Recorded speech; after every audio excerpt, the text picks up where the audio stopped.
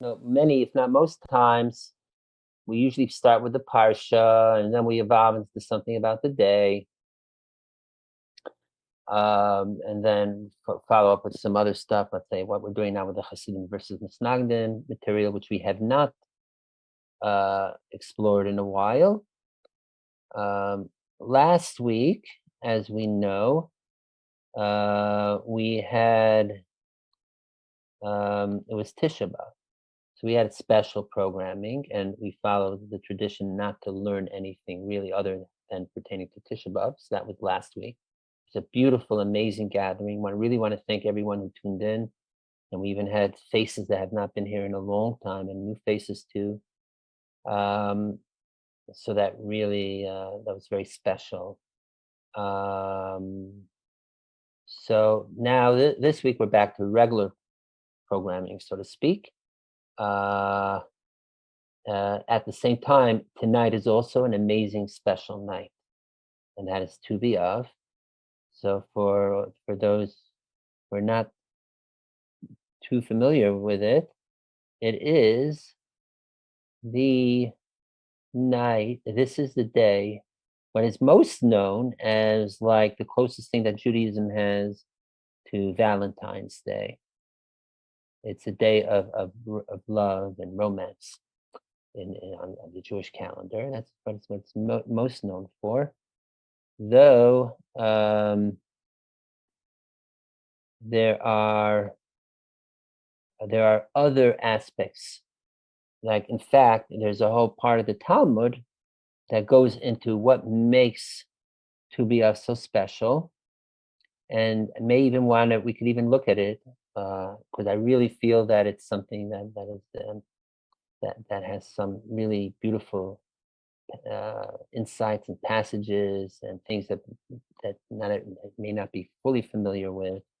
Like everyone knows Tu B'Av, they know Tu B'Av, they know it has to do with like the matchmaking, the shidduch of the daughters of Jerusalem out in the vineyards, and the eligible bachelors meeting up and all that. But there's at least 5, 6 other historical events that happen on Tu B'Av, and in a way they even though they appear on the surface unrelated, they really are the inner theme. Okay. So being that this is such a special day, as we'll see in the Talmud, the Mishnah even says that it says there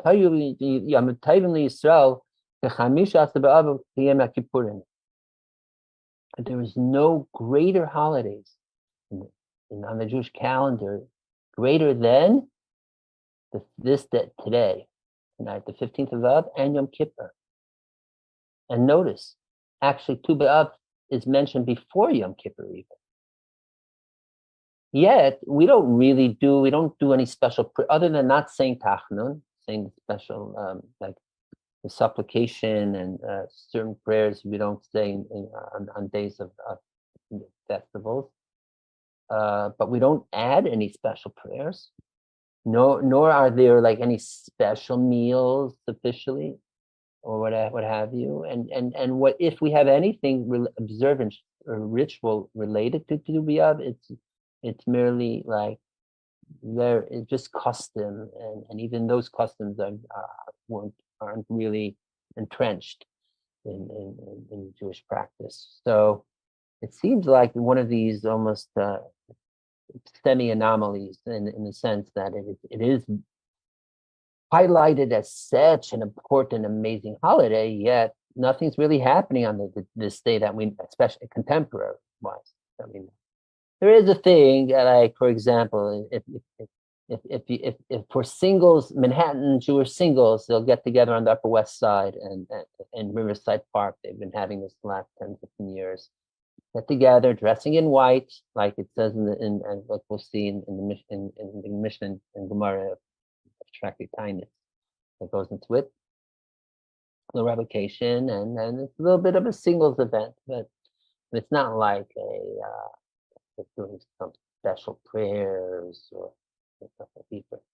So what is so special about this holiday Tu B'Av? Why is it talked about so special and great, yet actually it seems like any other ordinary day.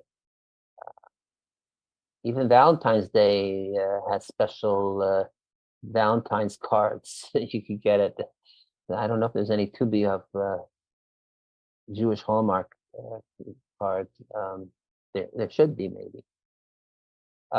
So we're going to explore that. That's why I'm feeling we'll start off with about Tu B'Av, or as we like calling it around here, Tu B'Love, and then we will also segue and reflect on things of the Parsha, which this week's Parsha is Akev, and particularly as we've been doing on these, when we get together, we find correlated, not just themes, but an underlying theme that we can see of something happening in the calendar with the parsha and so on and so forth. And then, time permitting, maybe we'll even go on to continue on what we've been doing with the Chasidim Vs Misnagdim exploration, and particularly in the works of the Toldos Yaakov Yosef, in the very first published book of Hasidism in 1780, the Toldos Yaakov Yosef, particularly on the theme of what is kavana, or particularly how to avoid alien thoughts during prayer, which was a major issue that the Misnagdim had. One of their claims against Chasidim, that they're misinterpreting, misapplying the ways of not to deal with alien thoughts or kavana, or having kavana during davening. And it so happens that in the Toldos Yaakov Yosef of this week's parsha, he addresses the subject. So again, time permitting, that's the general layout. We will go through. First, the Tu B'Av part is number one. Again, as I mentioned, I'm actually part of a 3-day retreat, and we had a whole night last night at Tu B'Av gathering, and we've been talking about this in ways here and there, indirectly things, so we'll just go with the flow, so to speak, right? Love is something that it's not easy. Love in general is not easy to discuss or define, even, let alone love of Tu B'Av, as we'll see.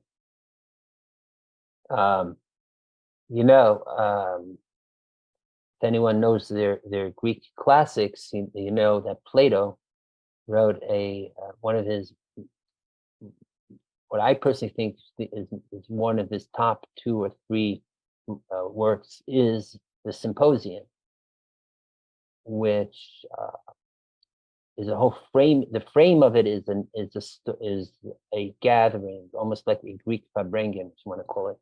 In fact, the word symposium itself would be translated into Yiddish as Farbrengen, and it is a gathering after some Olympics games at a wealthy, started with a P, I forget his name, I think, home, and a bunch of the great leaders and thinkers of Athens shows up, and of course Socrates rolls in, always late as usual. And what is the great discussion of the night is, what is love, particularly what is eros. Greeks had different words for different types of love. There was also agape, and I think another form of love. Be it as it may, it was a whole night discussion. What is love? And it goes through different people's presentations of how they define love, and Socrates or others also in certain ways, particularly Socrates, just knocks all the definitions down.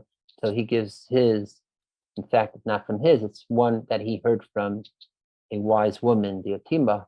And we'll see. Maybe there'll be a way to fit in that with when we speak about the Jewish perspective of love, known as ahava, right?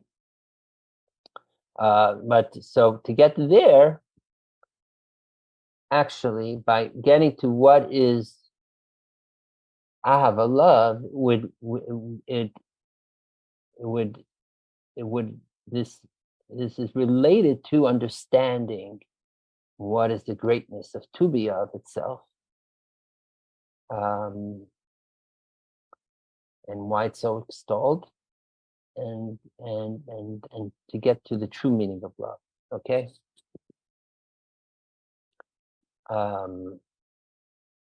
Incidentally, just yesterday, just thinking, seeing the words and saying it. It is interesting that the word ahava has the word of in it. It's basically ahava is the word of with two hays. Okay, what are those two hays we could get to? We'll let's probably explore. Also remembering that's the 15th of the month, which would be equivalent to 3 hays. It could be ha'ahava, the love is dafka, the one of Tu B'Av. And that so there is a deep connection why dafka Tu B'Av is special. Like, for example, some say, well, you know why Tu B'Av is so special? Because it's the full moon. So full moon, and plus it's a holiday. So it could be, I could say any full moon. No, but it's only holiday full moon. So that's what makes it special. But then the obvious question is, what is Sukkot or Pesach? They're also on the 15th full moon month. Tu B'Shvat too.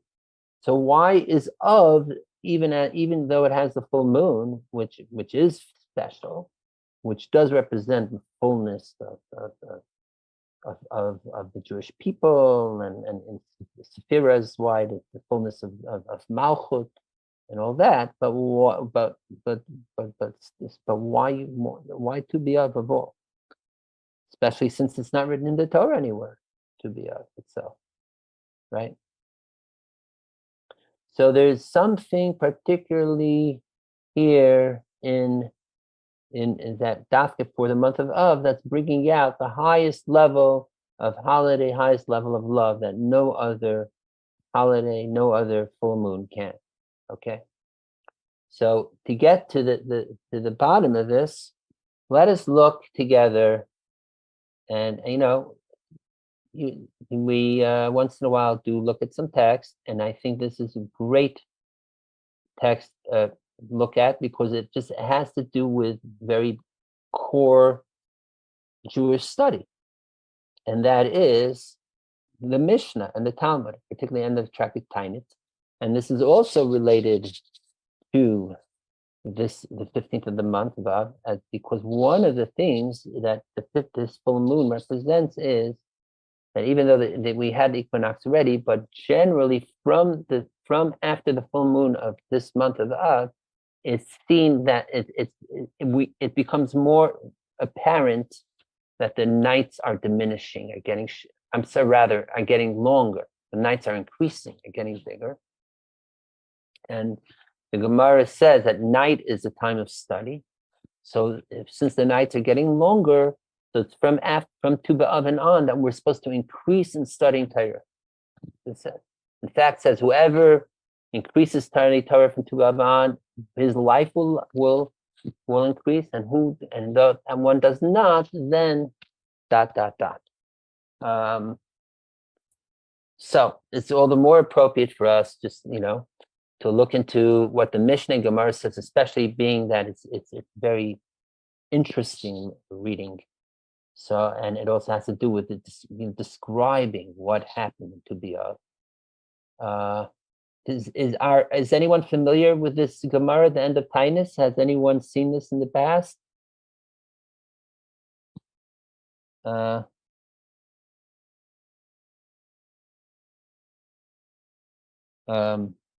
Yeah, I see your question, John, in the chat about supermoon. I don't have the answer for that.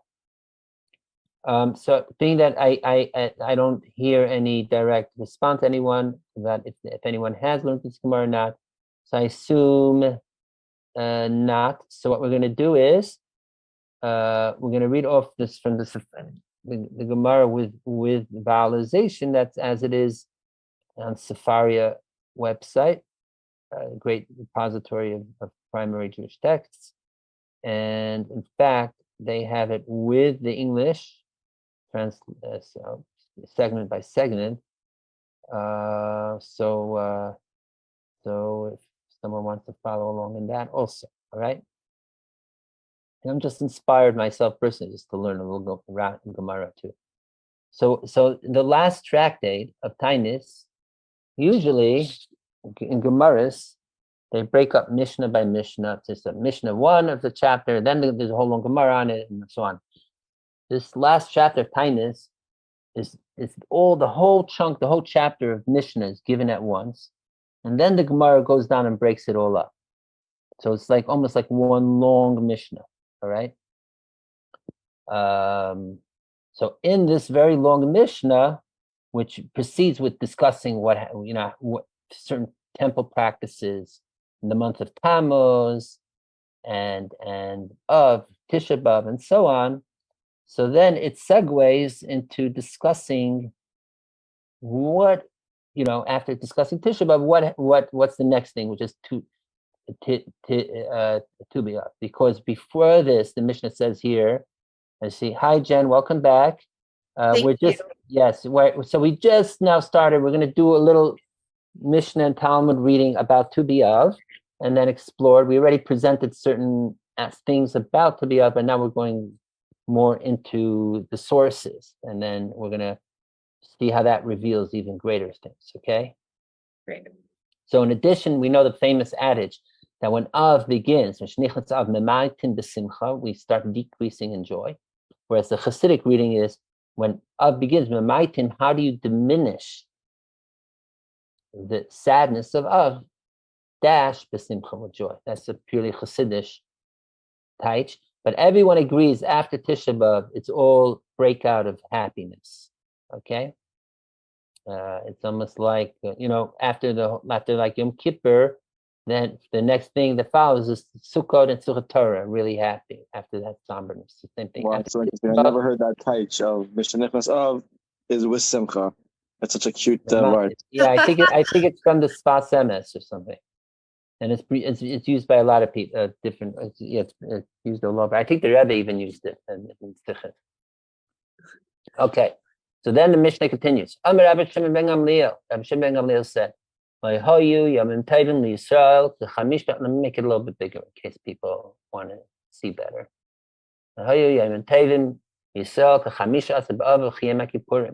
were no greater holidays on the Jewish calendar other than the 15th of Av and Yom Kippur. And as we said earlier, Chamisha B'Av is mentioned before Yom Kippur, meaning there must be something even more special, Chamisha B'Av, even more than Yom Kippur. What was so great about this day? The daughters of Jerusalem would go out into the fields with borrowed white clothing. Okay, all these details have significance. Hopefully we'll get to them. In order not to embarrass someone who does not have any appropriate clothing, so you borrow from each other. It's like clothing swap day. And I think the Gemara will go on later. Even the aristocrats of the Jewish people, even the daughter of the leader of the Jewish people, or the daughter of the high priest, and the assistant, and the people, they would usually borrow from their subservient in social class. Okay, so actually taking on a more modest posture in these white clothes. Why white? Certainly it's the purity, virginity, so on, as we know. Bridal gowns are white. It also has other meanings. Hopefully we'll get to that too. Kala came to an tefillah. These garments need immersion because maybe it was someone ritually impure was wearing it. Okay. And so then what would they do? All bedecked in white. Then the Bnei Yerushalayim, Yitzis v'chaylis, They would go out, and the chaylos is almost like is the word for dancing in a circle. Like the more common word, as we'll see at the end of the Gemara, says the word machal. Machal also means a circular dance. So they would go dance in the vineyards. Incidentally, and I'm just pointing out certain, like dropping certain points here, so maybe we'll come back to it and see how it just illuminates everything about here. Just think, what are vineyards? Are vineyards? Vineyards are actually linear, right? I lived on a farm with a big vineyard for many years. I worked in the vineyards, and I'll tell you, they're quite straight lines. And in there, they would find, or alongside it, they would find area that to make a circles and dance. All right. So they're landing. Meanwhile, the eligible bachelors would come out, and I suppose this is prearranged because everyone knew that this is the time for the meetups, so to speak. And when the eligible guys were on the peripheries, then what would the young women say? They would call out and say, "Bachur, young, gentlemen, sanei necha, lift your eyes, ure'ei mata bar lach, and see what or who you are choosing." Actually, the word ma is somewhat specific. Why it says ma, not me? We'll get to that maybe. So it is almost. It is the woman initiating and giving permission for the male gaze. So it's interesting that twofold. First of all, that these were well-behaved guys, that they weren't just ogling, that rather they were modest enough and didn't pry unless they were granted permission to. So that's one thing. So it's also a lesson for the guys. Watch your eyes. Don't look when you're not supposed to. But then when you are given permission then you're encouraged to look, right? And so scope us out, so to speak, as we say, and see who we're choosing. Let's say who you find that you're attracted to or fits for you. Even though it's not implied here in the Mishnah, my personal reading of it here is that it's mutual. It's not just the first of all, that the female in this Mishnah is not being passive. It's only her again initiation that's opening that ocular exchange. And I suppose it takes two to tango that she is also checking him out. So, right? I suppose that's a given. And she continues, or the young women will continue. Don't merely look at like superficial beauty, but rather use your eyes to see if we are a good, respectable family stock, that we were well raised. Now you may ask, how could you just notice that by looking? I would say there's different codes, so to speak, the demeanor of an individual, where they're dressed, the way they behave, that is indicative of how the individual is raised. So it's not just beauty qua beauty, but it's also about behavior, which will, and through that, express character. Okay? And then the quote from the famous quote from Eshet Chayil, the last two verses, Sheker achein v'havel yofi, folly, or fallacious is grace, meaning like grace here means a certain like physical vain beauty. The heva yofi and beauty is also is not is almost is is is non-substantive on its own. Rather, Isha Yiras Hashem Hitisalo, but rather it's a God-fearing woman is the one to be praised. Now, there are interpretations, according to Chassidus and Kabbalah, there is discussion that a beauty of a person, in this case of a woman, could be a reflection of inner beauty, of, let's say, spiritual beauty. So it's not putting down physical beauty. It's rather saying that is not to be the primary virtue of an individual. Okay. In fact, we know the story of, I think it's with Sota, that if she comes out virtuous, and the children will be born beautiful. So again, we see there is that physical beauty could be correlated to spiritual virtue. Okay. So and then the verse over there it continues in Proverbs, Tanula Yimipriya Deha, give her from the fruit of her hands, which is not only her work or her behavior or character, as we said, but it could also be referenced to the future children that she will bear. Right, and praise what gates her deeds. That means don't look just at the beauty, but rather how she is behaving. All right. So, and then the Mishnah finishes off, and so too it says, this is in Shir Shirim, in Song of Songs. Go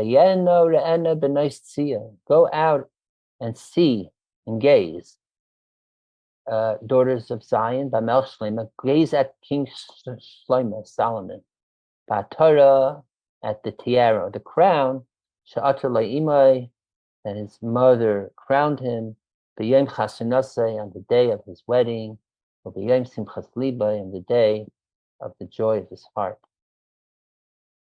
And now the Mishnah interprets, what are these 2 days? Of course, the day of the wedding is the day of the joy of his heart. But according to the Mishnah here, it's talking about 2 separate days, and it's also that's the metaphor. The bride and groom is God, or even King Solomon, and the daughters of Zion is God and the Jewish people. So the day, his wedding day, that is the day of giving the Torah at Mount Sinai. And as we know, that it was at Mount Sinai, it was also seen as the chuppah, the canopy, and that the receiving the Torah was like the kiddushin, right? The taking on the actual marriage vows, like the ring, that the luchot, the Torah, the 10 Commandments, it was like the ring being passed on. So that is the wedding day. Simchas Liba, what's the day of the joy of his heart? Is a binyan Beis Hamikdash. This is the building of the temple, not just the temple that Solomon built, the first temple, or even the second temple, but there's 2 ways to read it. You could say, yes, it is the Solomon temple, and then the mission ends off, that will be built speedily in our days.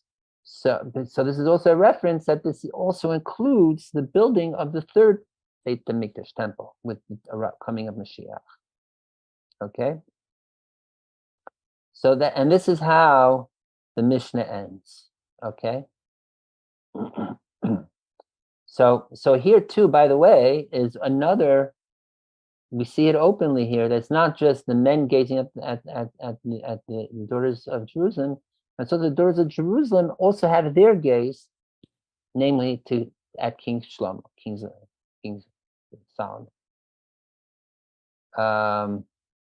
And it's interesting because the author of Shir Shirim is attributed to Shlomo himself, and the whole love story setup, and the back and forth between the lover and the beloved, or whoever you back and forth, and each meeting up and he running off, and then she pining for him, and her speaking with her friends, the daughters of Jerusalem and Zion, that is all seems like it is almost a bit autobiographical with King Shlomo, of his own personal early romantic passionate love, like as maybe as a young adult for sure, maybe even as a teen or whatever age back in biblical times they would frolic about. So it's interesting in here. Shlomo writes himself that go out and gaze at the King Shlomo, right? Today. Okay. Before we go to the Mishnah, I remembered actually a few years ago. Right. Steve says it reminds him of Tzena Tzena. True. For me personally, actually a few years ago, I came up with a nigun. As you know, I come up with nigunim once in a while. So I came up with a nigun to this verse, Tziyano Ra'ana. So maybe as a bit of a musical interlude, I'll just sing it for you here. And I'm keeping the text up on the screens in case you want to follow and see the words as we sing along, or as I sing it, so you could see. All right, so here it goes. Seyena, Oriyena, Benai Siya.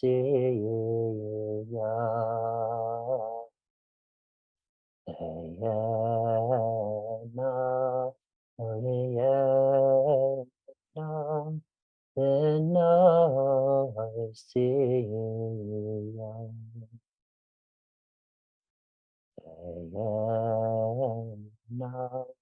Oriyena, Benai Siya. Seyena, Oriyena, Benai Siya.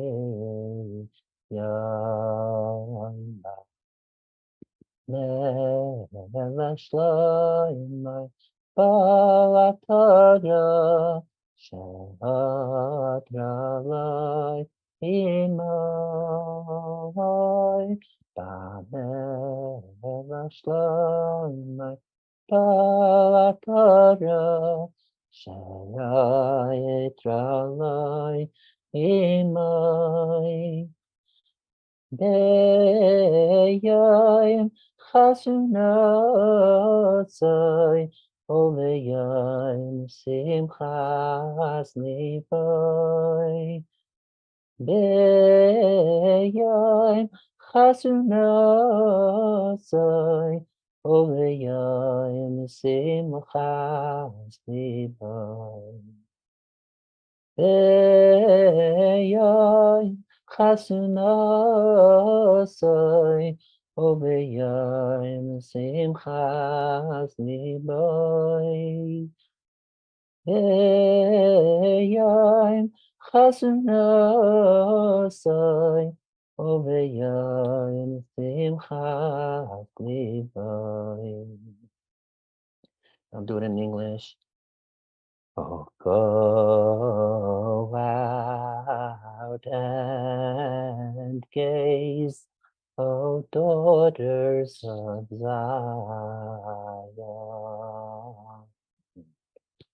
Go out and gaze, O daughters of Zion. Go out and gaze, O daughters of Zion.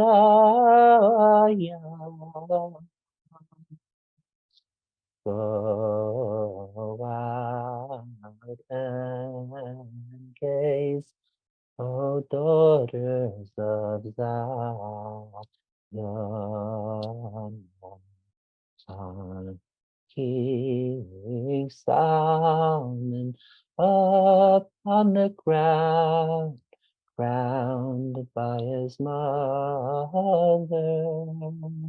Oh, on King Solomon up on the ground, crowned by his mother.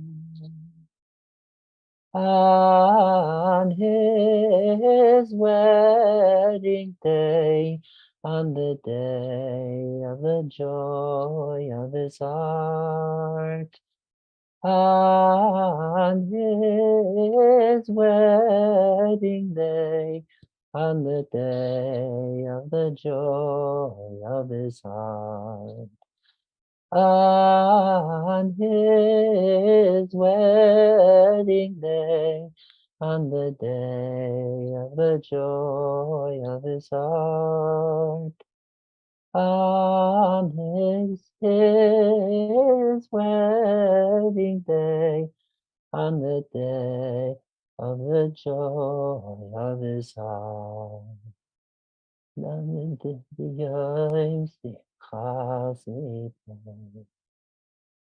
So there it is, little minstrel-like romantic interlude there for To Be Of, and that is in fact the point. So twofold.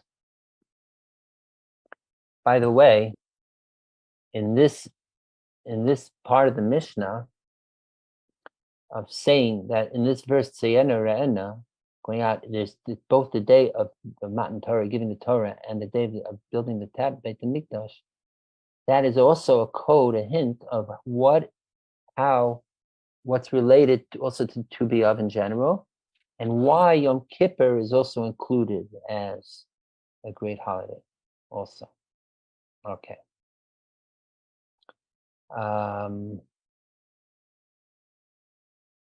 So maybe what we'll do is we'll now, like, this is also for those that have not been privileged to spend time learning in yeshiva, where they spend like 8 hours a day learning Mishnah and Talmud. So now you're getting a little flavor of it. So when you learn a Mishnah, then you follow it with the Gemara, the Talmud. Okay. So we'll do a little bit of that also, especially being that as we'll see, and as I mentioned earlier, it's going to add more information on what is special about To Be Of, okay? And then we'll come back and then we'll be able to unpack and discuss more of the elements of this amazing day. So this is the last part of the Tractate of Kindness. So here we go, Gemara, okay? Again, there's also the English over here in the bottom if you want to follow through also there. So this is page 30, Amid Base, might be, okay? So now the Gemara, it's usually what the Gemara does sometimes is it'll quote the Mishnah and then add its discussion to it. So here it quotes the Mishnah that says that what we just read,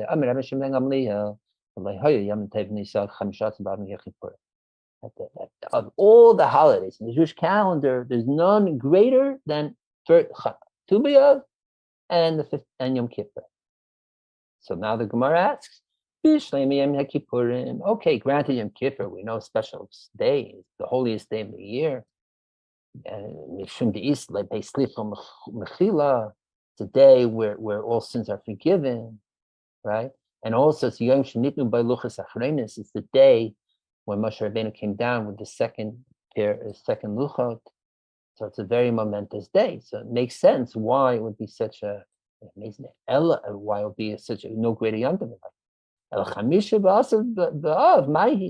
But what's so great about Tu B'Av, the 15th of Av?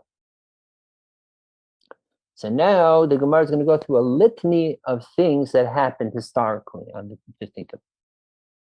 First, this Rabbi Yehuda said in the name of Shmuel, that this day is Yom Shahut Shvatim Lavei Zeh B'zeh. I said, this is the day that the tribes were able to intermarry, so to speak. I have to unpack this. What does it mean to intermarry? Because, let's see if the Gemara goes, yeah. Okay, I'll give the backstory. If you remember, I don't know if we discussed this here in detail, but a few parshas ago in Pinchas is the famous story, and again mentioned in Math, is the famous story of the daughters of Tzalafchad, right? That there was 5 daughters from Tzalafchad, and who was from the tribe of Binyamin, or Menashe, Menashe, and died without any male inheritors. So the daughters, and usually inheritance is it goes down to the male descendant, but these 5 daughters came to Moses, said, why should we lose out? And so Moses brought their issue and question to God, and the answer was yes, we will make it in a way that they can inherit their father's property, right?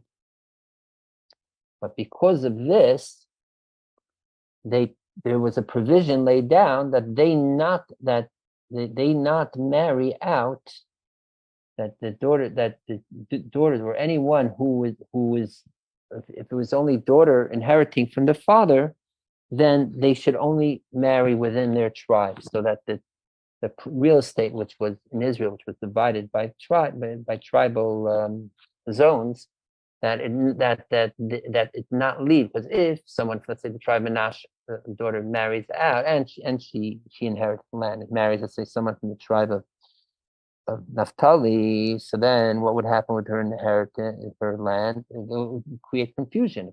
Does it still for Menashe or Naphtali, right? So that's why the Torah says, so how did they avoid this? So that's what the verse says, that it says that they should only, that the daughters of Tzalafchad should only remarry or anyone in that similar case of the tribe of Menashe only can only marry someone of their tribe. And by extension, they made this similar, since it wasn't just for Tzalafchad and Menashe tribe, but this new provision of female inheritance was for all tribes. So it became a thing that for all tribes not to do so. So what happened was, that is the way it was for that generation of the first generation of those that came from the desert. But what happened was, not shortly after they did settle into Israel, into the land of Israel, and the next generation, they abolished this. That this provision that they cannot, anyone that's similar to the status of like the daughters of Tzalafchad, not to marry other tribe, was this restriction was abolished. So now there could be more intertribal marriage. Okay, so now there's this opening flow of marital exchange. So we see here also that there's something related to marriage, romance, even becoming more open and free. Okay, so that's sort of like another plug emphasis for Tu B'Av being a day of marriage, romance, what have you. The next thing that happened on this day is Amar Rabbi Yosef, Amar Rav Nachman says, Yosef in the name of his Rabbi Yosef in the name of his teacher Rav Nachman, that on this day, Tu B'Av, later, also in the times of the prophets, a few generations later, was the Yom Shahut Shevet Binyamin Lavi B'Kol, that the tribe of Binyamin was allowed to join the rest and marry with other tribes. Does anyone know what this is reference to? Okay. This has to do with a very sad event that's in Navi and Shoftim. And that is the story of Pelegish of Giva. If anyone knows, a whole long story of a woman who wasn't brought, who didn't want to come out, and the whole thing. And as a sign, she was kidnapped and by the tribe of Benjamin and cut up into 12 pieces. And it was a very gory story. And it was something like it was really very beneath anyone to do. And because of this behavior of the Pelegish of Giva, Pelegish is like sort of like a concubine. So that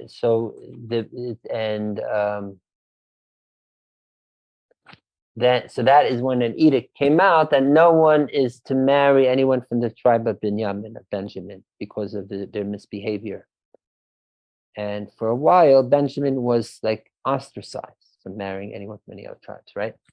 And this is the verse. It's brought down in Shoftim, in Judges. That ish yisol nishba b'mitzvah, because this happened in mitzvah. Lema ish mimenu layitain bita levinyamin isha.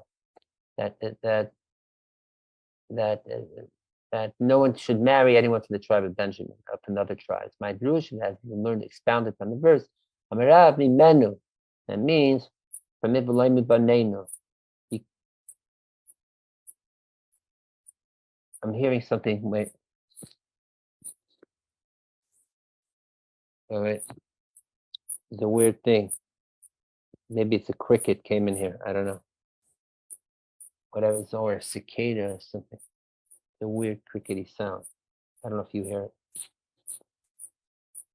Anyway, it is what it is. I hear it.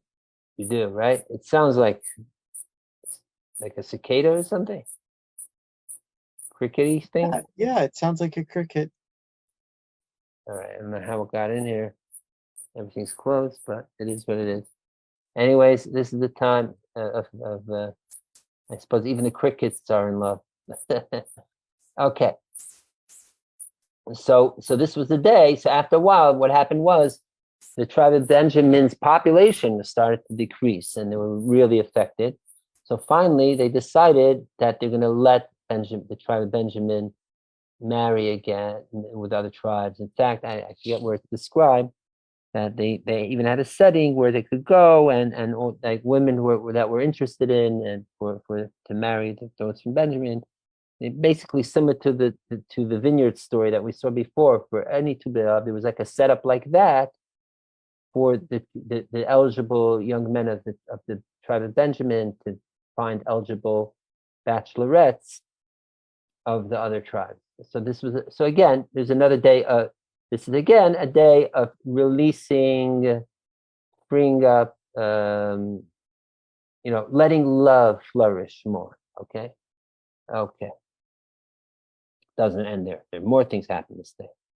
Rabbi Yochanan, famous Rabbi Yochanan, who has all these crazy, wild adventure stories in other parts of the Talmud, said in the name of his teacher Rabbi Yochanan.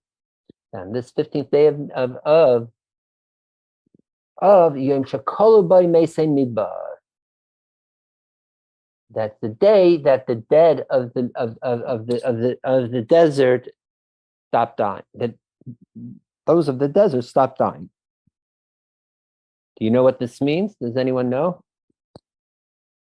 And there's another added information here, so we'll read it a little bit, and then we'll unpack it a bit more what it means.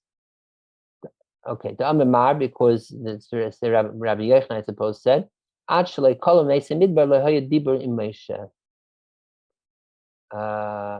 until those of the dead of the desert, those of the desert stopped dying, that Moshe did not have open revealed communication with God as he did before they started dying. Right, they started dying because of in the second year, because of the story of the spies. The second year of the 40 years being in the desert, right? That when all the people of the battle, meaning that to die, then God spoke to him. This was in Devarim, 2 parshas ago. That's when God started really revealing and speaking more openly with God. What does this mean here? Here's the story. As mentioned, initially the Jewish people were supposed to make it, the same people who came out of Egypt were supposed to go into Israel. land of Canaan, Israel. But because of the story of the spies and that they cried and they didn't want to go to Israel, right? Because of the spy story. So then that is when came out the edict that all those that were old enough won't make it to Israel. I mean, anyone 20 and older. So anyone from 20 to 60 years old, basically, anyone older than 60, anyone's passed away naturally. But for those 40 years, right, anyone, they would, once they hit the age of 60, they would die off. Being that they knew, and when did they die? On the anniversary of when the spies told them the story, came back to tell them, give them the report from Israel. What day was that? As we learned when we were learning the Parsha of Shlach, that was Tisha B'Av night, which is why it says over there that the people cried when they heard the report of the spies, and as we know the Medrash or Gemara, I think it says that God said, "Oh, you're crying over this. I'll give you something really what to cry about, which is the destruction of the two temples." That's why it's the double eyes, the double crying, as we say in Eicha, the Eni, right? This is all for the double destruction of the temples of Tisha B'Av. And also the comfort is also double, Nachmu, Ami, and so on and so forth. Okay. So every year, Tisha B'Av, whoever hit 60 years old would automatically pass. Anyone who turned 60 that year would automatically pass away. Being that they knew in advance, they would dig their own graves and lay in the grave. So, and pass on overnight and Tisha B'Av. It came the 40th year. They weren't 100% sure if how it works out, and they assumed that it may still continue. But that last year, when they went in, those that went into the grave, their self-dug graves, Tisha B'Av night, on year 40. Okay, that right. So what happened? Tisha B'Av night went by, came the 10th of Av, and they were still alive. They got up and they said, "Oh, maybe we didn't count the days right. Maybe it's being delayed for a day or two." So they went back for a few more nights, with 10th and 11th, 12th, 13th, and 14th. And it was on the 15th night when the moon was full, the night of the 15th of Av, when the moon was full, they realized that they are spared and they will not die. Okay.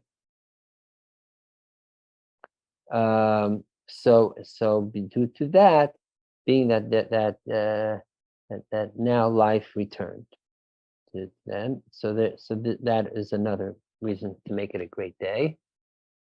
Why Tu B'Av is celebrated. All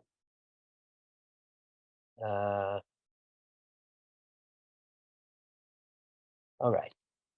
So, and incidentally, he also mentions that is once they stop dying, that means that the people were now vindicated, and therefore the call, Hashchina, the voice of God, was able to return to Moses.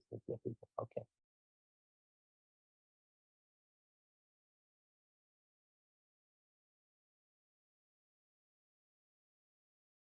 And it's also right. So that's what happened. Okay, but that's not all. There's more things happen on the 15th of Ula Amar, Ula says, this is Yoim Shabitel Hesheya ben Ela Preis Doyos. So Heshev Yerav ben Nevat Aladrachim Shayalu Yisol Rego. So the story is like this.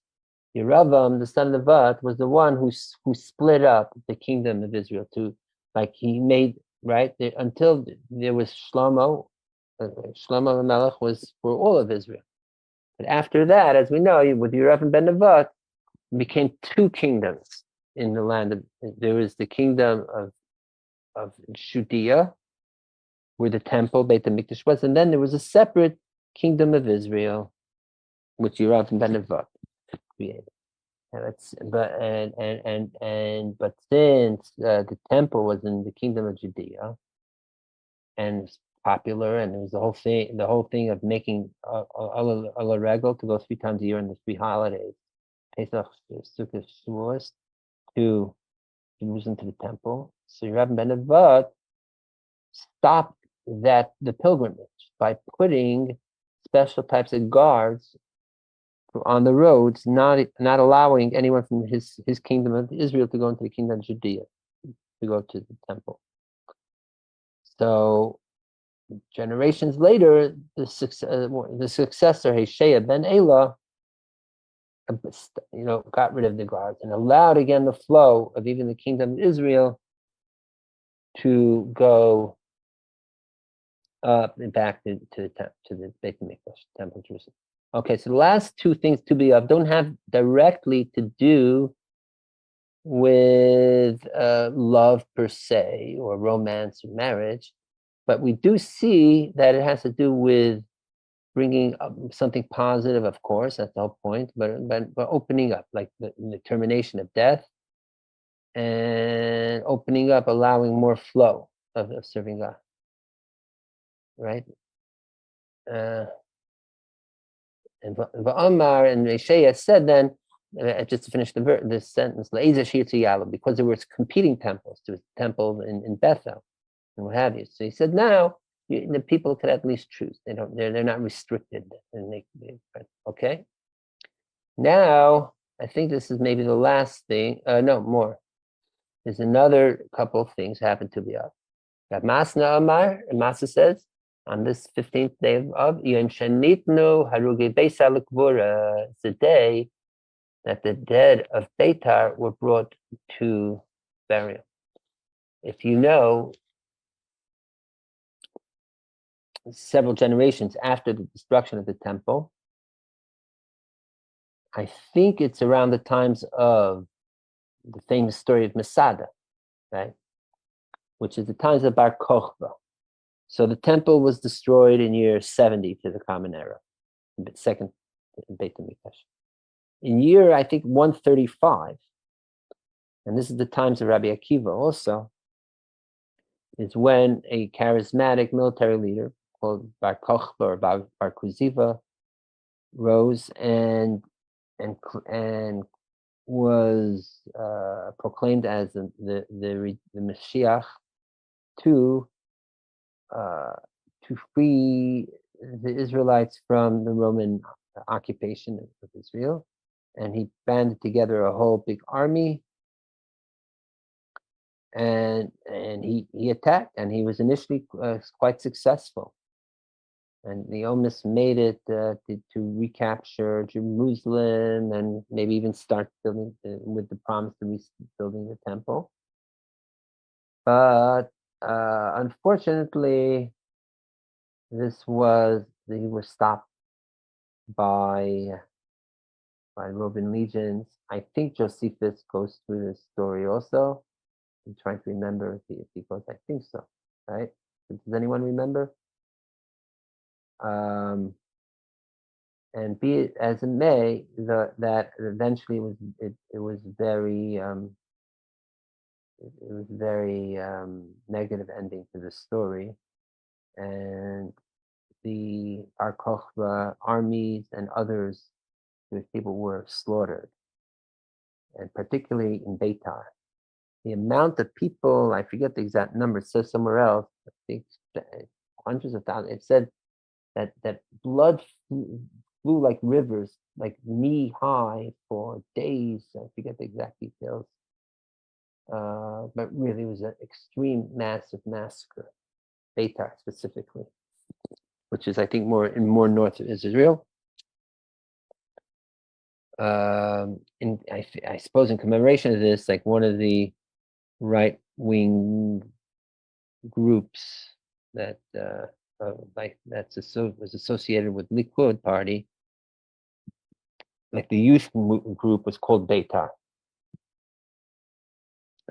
That's where like Menachem Begin and Yitzhak Shamir, people like that, were involved with that.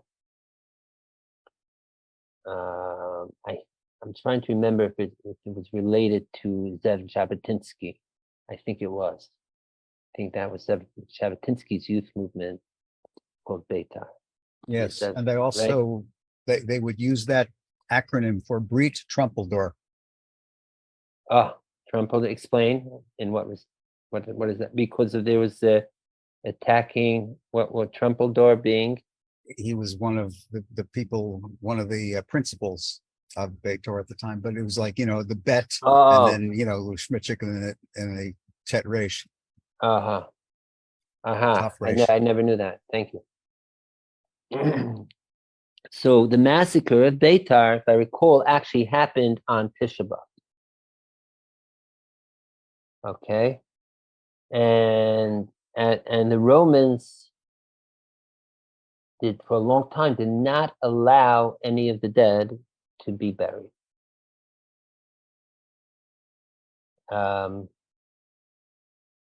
So they were left in the fields for a long, and then years later, a new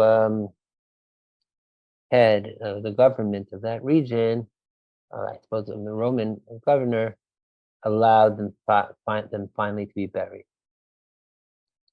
So and now the Gemara continues. Rav Nasna says, that day that they allowed the dead of Beit to be buried.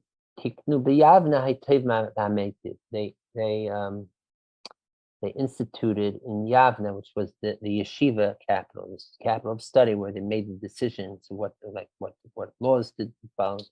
They instituted to make the blessing. We know there's a blessing called Atayva Meitiv. Some people make it on new wine and for other good things. If someone wears, maybe gets new garments, some people say. So, but this was the initial implementation of this blessing. The one who is good and makes good. That these two forms of the word good refers to the two aspects of this of burying. One is hatoiv shlehisvichu. Good is that even though they were not buried for many years, they still did not decay, the corpses. The hametiv shanitnu l'kvura, and number two, the hametiv, and it was made good that they were able to be buried, they were brought to be buried. So this was a day. This was seen as another, like something alleviating suffering or bringing a close to that or comfort. So that is another thing that happened at Tubia, but we're not finished. What else happened at Tubia? Rabbi Yosef, the Amri Tarvayu, Rabbi and Rabbi Yosef, they both say. Rabbi Yosef were contemporaries. Sometimes they argued in Talmudic debates, but here they both agreed that on the 15th of Av was Yom Shapasku Melichres Eitzim Lamaracha, the day that they stopped cutting the wood for that they would stock up for to use on the mizbeach, on the altar in the temple. So if you know even the architecture of the Beit HaMikdash, the temple, there was a special chamber, special storage room for all the wood for the altar, and it had very strict criteria what can pass to be the burning wood for the altar. It had to be certain shapes, smooth, no wormholes, and everything. And one component was also that it had to be dried wood. So the point is, until the 15th of Av, the sun is still really hot, and you could have the wood out to really dry up so it's not moist. But afterwards, or even when you cut the wood, it's dry still. But afterwards, the wood starts getting too moist, and it's not perfect wood. So they would stock up on all the wood, on whatever was prepared until the 15th of Av. Okay? The Tanya, as we learned, Rabbi Lezer Gadolamer, Rabbi Lezer the Great One said, the Chamisha Sabah Elach, from the 15th of Av and on, the sun's strength becomes weaker. So they stopped. After that, the 15th of, they stopped cutting the wood for the storage arrangement of for the mizbeach, because the wood is not drying. And Amr Amenasya, so on this, Amenasya says, "V'karolei." That's why the 15th of Av, they would call it Yom Tavar Magol, the day that the axe is broken. Meaning that the day we stop using, that they would stop using the axe to chop wood, because they would get all the wood in by that, for it to be at the peak drying. Okay. Now the Gemara is saying another thing. I mentioned this before. From after the 15th of Av, did Moisef, one who increases, even though increases means here, increases in studying Torah. This is the way the commentaries explain it. Studying Torah at night. So if you increase studying Torah, Yosef, then you will increase in your life. You'll be in longevity. If you don't increase studying Torah, then Yosef. Yosef is a word meaning to expire, like says with Yaakov, Yosef Elam. So it's also a play of words, Yosef and Yosef, all right? My Yosef, what do we mean by Yosef? I'm Rabbi Yosef. Ironically, it's Rabbi Yosef says it, not ironic. It says Tikbere Ime, that his mother will bury, meaning the person will die immature. Quite harsh, but at least the message is getting through that from tonight on, that we've got to spend more nights studying Torah. That's why we're going tonight all the way to the morning, tonight's Zoom class. No, I'm just joking, but that's the spirit of it, at least. Okay, maybe we'll add a couple more, but that's the point. We should all start learning more Torah at night now. Okay. So now, how is everyone doing? Everyone enjoying this? I assume silence is consent. Thank you, Aaron, who in the chat brought down the Eicha Rabbah. My eyesight isn't that great these days. Let me use magnifying glass so I can read what's in the chat. Yeah, thank you very much. Yeah, so from the Eicha Rabbah, which is the famous medrash, it goes into the details of all the calamities pertaining to Tisha B'Av and destruction. Goes more into how the dead of Beitar was slaughtered.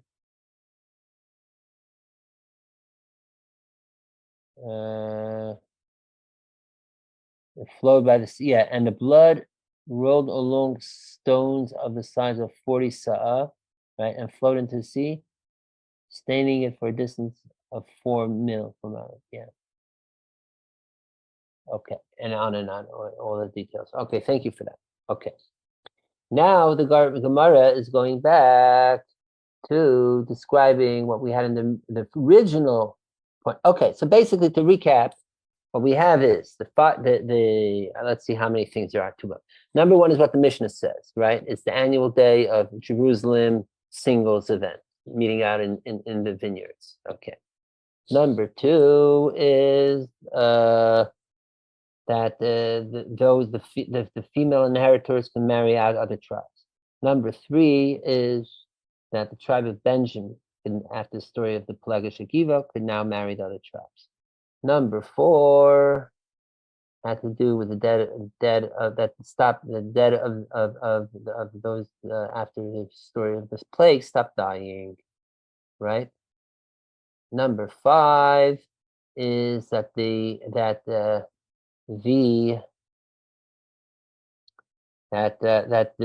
guards of the kings of the Rav ben Nevat, the kings of Israel, put up against making pilgrimage to Jerusalem were taken down. Number six was that the dead of Beitar were buried. Number seven is that they stopped chopping the wood. Okay, so these are all really great things. Okay, I'll just add a little bit if you want to know a little bit more. There's one thing, according to Hasidic teachings, Bnei Yisachar says this is obviously not in Gemara, that when do we say the world was created? We know Rosh Hashanah is the day when the human was created, Adam and Eve. But day one of creation was 6 days before that, right? Which was the 25th of Elul on our calendar. What is 40 days before 25th of Elul? Is to be up, the 15th of tonight. We know the Talmud discusses that 40 days before an individual is born, a bat kol goes out and says that it will be who's going to be the parents, how it's going to be conceived, how the child's going to be conceived, the person coming to the world. That means that the beginning, the thought pattern from a divine level, the beginning of emergence, the creation of an individual starts 40 days before the actual creation, conception, so to speak. Similarly, Neisachar says it goes as it is on a micro level, so it is on a macro level.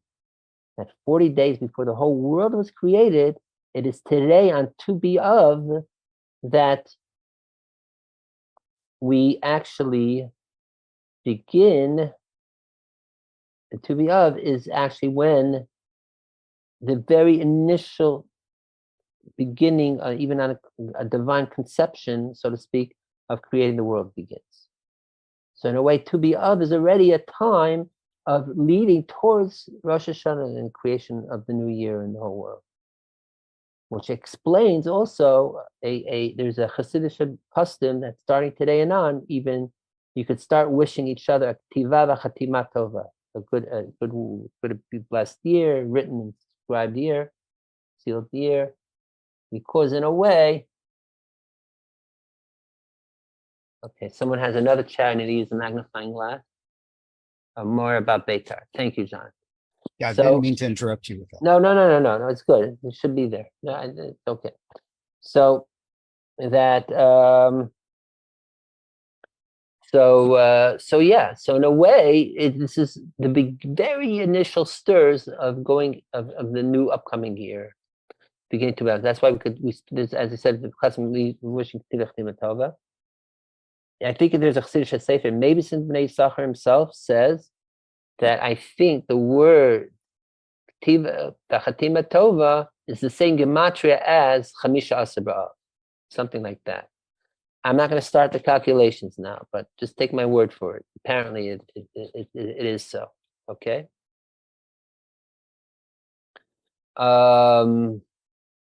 Another interesting segue showing the segue of this month of Av, since we're on it, to the upcoming new year is what is the mazel, what is the zodiac, so to speak, of this month of Av, as we all know is Leo, right?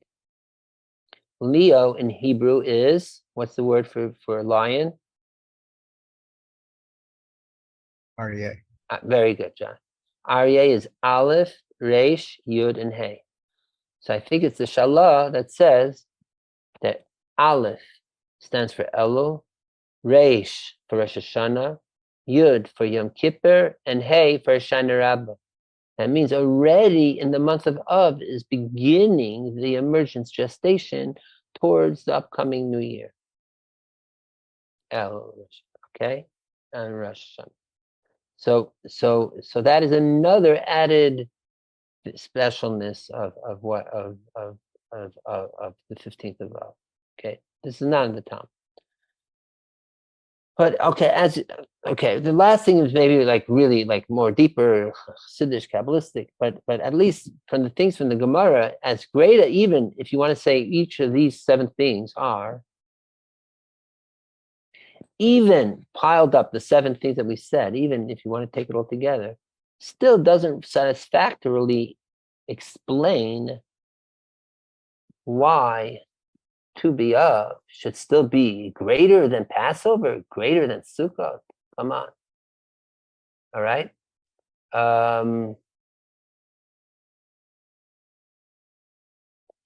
So this is what we're going to do. There's just a little bit more Talmud on this. I'll just do selected what's pertaining, another 5 minutes maybe, and then we'll discuss what Tu B'Av is on a deeper level, okay? So the Gemara continues on the Mishnah about the meetup in the vineyards of Jews outside of Jerusalem. That's true. Tana Rabbanon, the rabbis say, Bas Melech She'el, where it says that the young women would borrow clothing, white clothing from each other. So it says that the king's daughter would borrow from the daughter of the high priest, which is lower status. The Kohen Gadol, high priest's daughter, would borrow from the assistant high priest.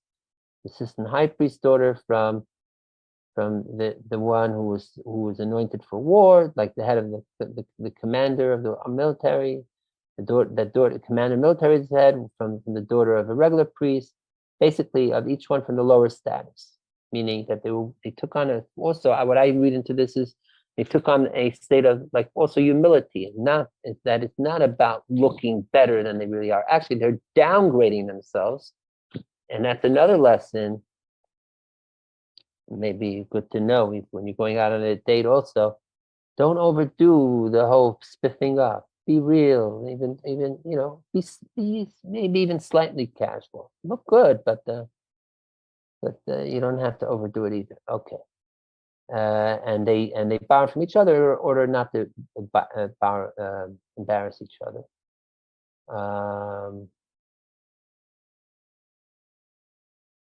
Right, and right, and they said that all the bachelors would go there, and then we said.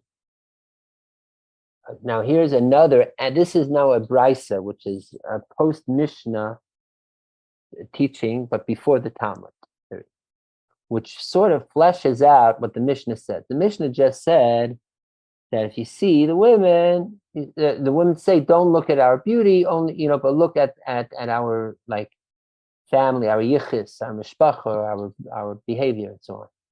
But this brisa says it in more detail. It says that there were actually three classifications. That the yafis that the ones who were natural beauties would say, do look at us for our beauty, because the main virtue of a woman is beauty. Okay. Those that did come from noble family stock, Chasidim would say, do look at the family yichus, because women are to produce children, and you want to make sure that children will come out upright, virtuous. So if she's of a upright family, so will her children. Then those that were not blessed with beauty, were actually ugly, would say, take your like who you're at, the one you want, just for the sake of heaven. Don't look at exterior vain components, but to see the virtue of this individual despite looks. As long as they are given like gold, like to be bedecked, because since they are not naturally beautiful, and so still give that they're to be given the akrutama, adornments that are appropriate for a woman to look more womanly. So, all right, and then the final part of the Gemara is that Bira said, name Rebbe Lezer, that God in the future, when Mashiach comes, this is the reference in the future, God will make a machal, will make a round circle for the righteous. Now, this passage has nothing to do with Tu B'Av or anything with being in the vineyard fields of eligible people per se. But being that we mentioned about being in a circle in a field, so the Gemara on that theme continues that when Mashiach comes in the future, when the revelation of God will be on full glory, God will make a circle of the righteous, and he will sit amongst them in the Garden of Eden. And each of the righteous will point with his finger to God, so to speak, the revelation of God. Shenemar, as it says, "Va'amar b'yemahu." You say it that day, "Hine Elokeinu zeh," this is our God. Kivinu lo. We hoped, we waited for him. Yeshienu, and he saved us. Zeh Hashem Kivinu lo. This is the God that we hoped for, we look forward to. Nagila v'nisvachar shuasim. We rejoice and be happy in his salvation. So, and as we know, when it says zeh, this, we have it from other sources, like with Moshe, when it says zeh, and it means pointing with your finger, and it's so open you could point at something and say, "This is it," right? So this is the double zeh, even more so here, that so all the more emphasis that that basically God will be in such revelation that the righteous will even be able to point at the revelation of God and say, "This we see." And we're so happy for it. Okay. So, oh Lord, why did no one tell me I was not sharing? I'm so sorry. I didn't realize that it wasn't sharing. So on the screen, but I here I'm just scanning it. So if anyone wants to see it, but I think I read what I read just came through across anyways. But here you have it in the text. If anyone does want to look at it on the screen, there it is. I'm sorry because on my end it's not always that 100% clear. It's share screen. Okay, and this is the end of the traffic. Tainis had an alach and all that. So now back to our original question. So still, what makes it so great?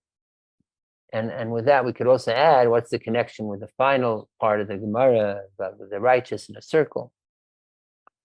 So let's unpack. What is this whole thing story? What is Tubia? And in fact, it has to do with the fact that it is coming right after Tisha B'Av. Okay. So, as we know, Tisha B'Av is the nadir, the lowest point in the whole Jewish calendar. Nothing lower, the destruction of both temples and the other things that happened. Like we said, the spy story and other things. So, as we know, and we've spoken about in the past in different contexts, the idea of Yerida L'Tzerech Aliyah, that all descents in according to Kabbalah, Hasidus, and Judaism, is for the ascent. Thereafter, we're not falling down just to get low. We're never going to stay down. Like it says, Shevi Tzaddik will come, even falling down 7 times, you get back up. You fall down and get back up. You fall down and get back up. Right. So it's about that.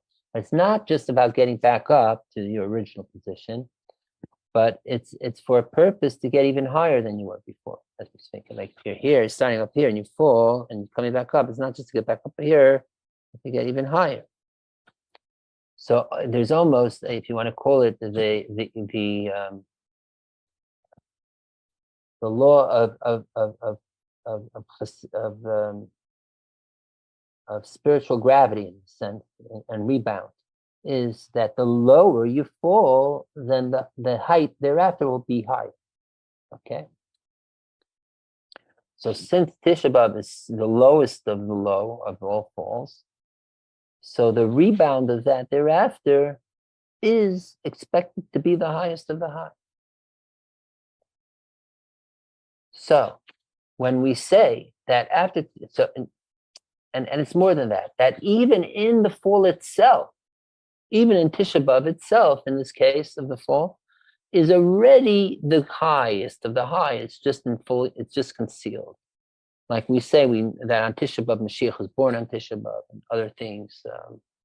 Even in the most calamitous period, there's still there's the kernel of the highest in there too.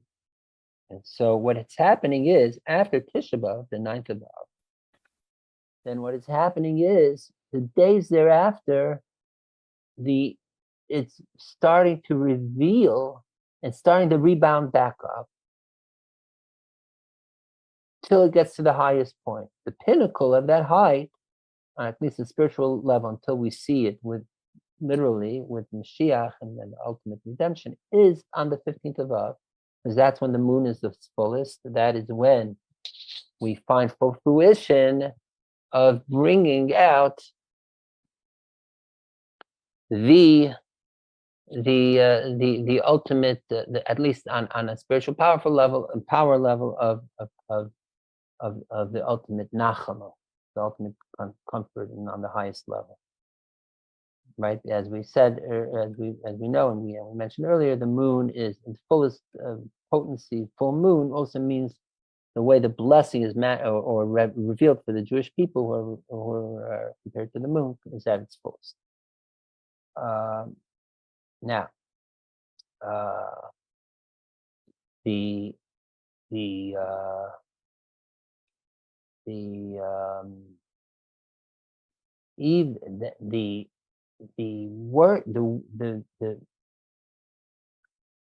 way this is manifested. Just want to make one more comment on this flip, so to speak, from the most tragedious to the most uplifting, redemptive. Since we mentioned like the Greek classic before Plato, might as well also mention Aristotle. And this is in his Poetics. He writes that the best of dramas are those that have this, what he calls in Greek, peripeteia. I think I mentioned this years ago. I'll mention it again. That peripeteia is a flip of the narrative. That it goes from the lowest part of tragedy, and then there's a sudden reversal in the plot line. That now they say, think of it. The best of movies have that. You have, as much as events are going back and forth, and there's the protagonist's journey through it and development.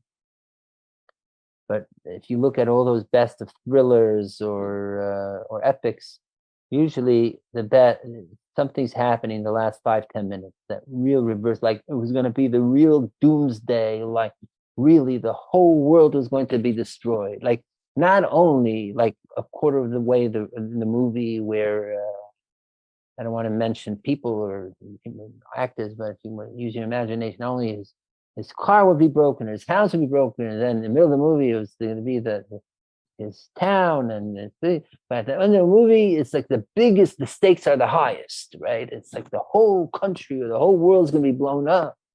And then there's some crazy rescue or something happens, and then it's all changes. And now the whole world is saved, right? Or the whole country is saved. That gives so much more of a thrill to the spectator or reader, right, of whatever narrative drama.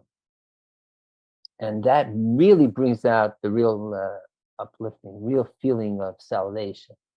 Okay, that transformation. So again, the more the stakes are higher, the more there is that full element, and then that is changed. Then the more of the feeling of pure, not just resolution, but real liberation, freedom, and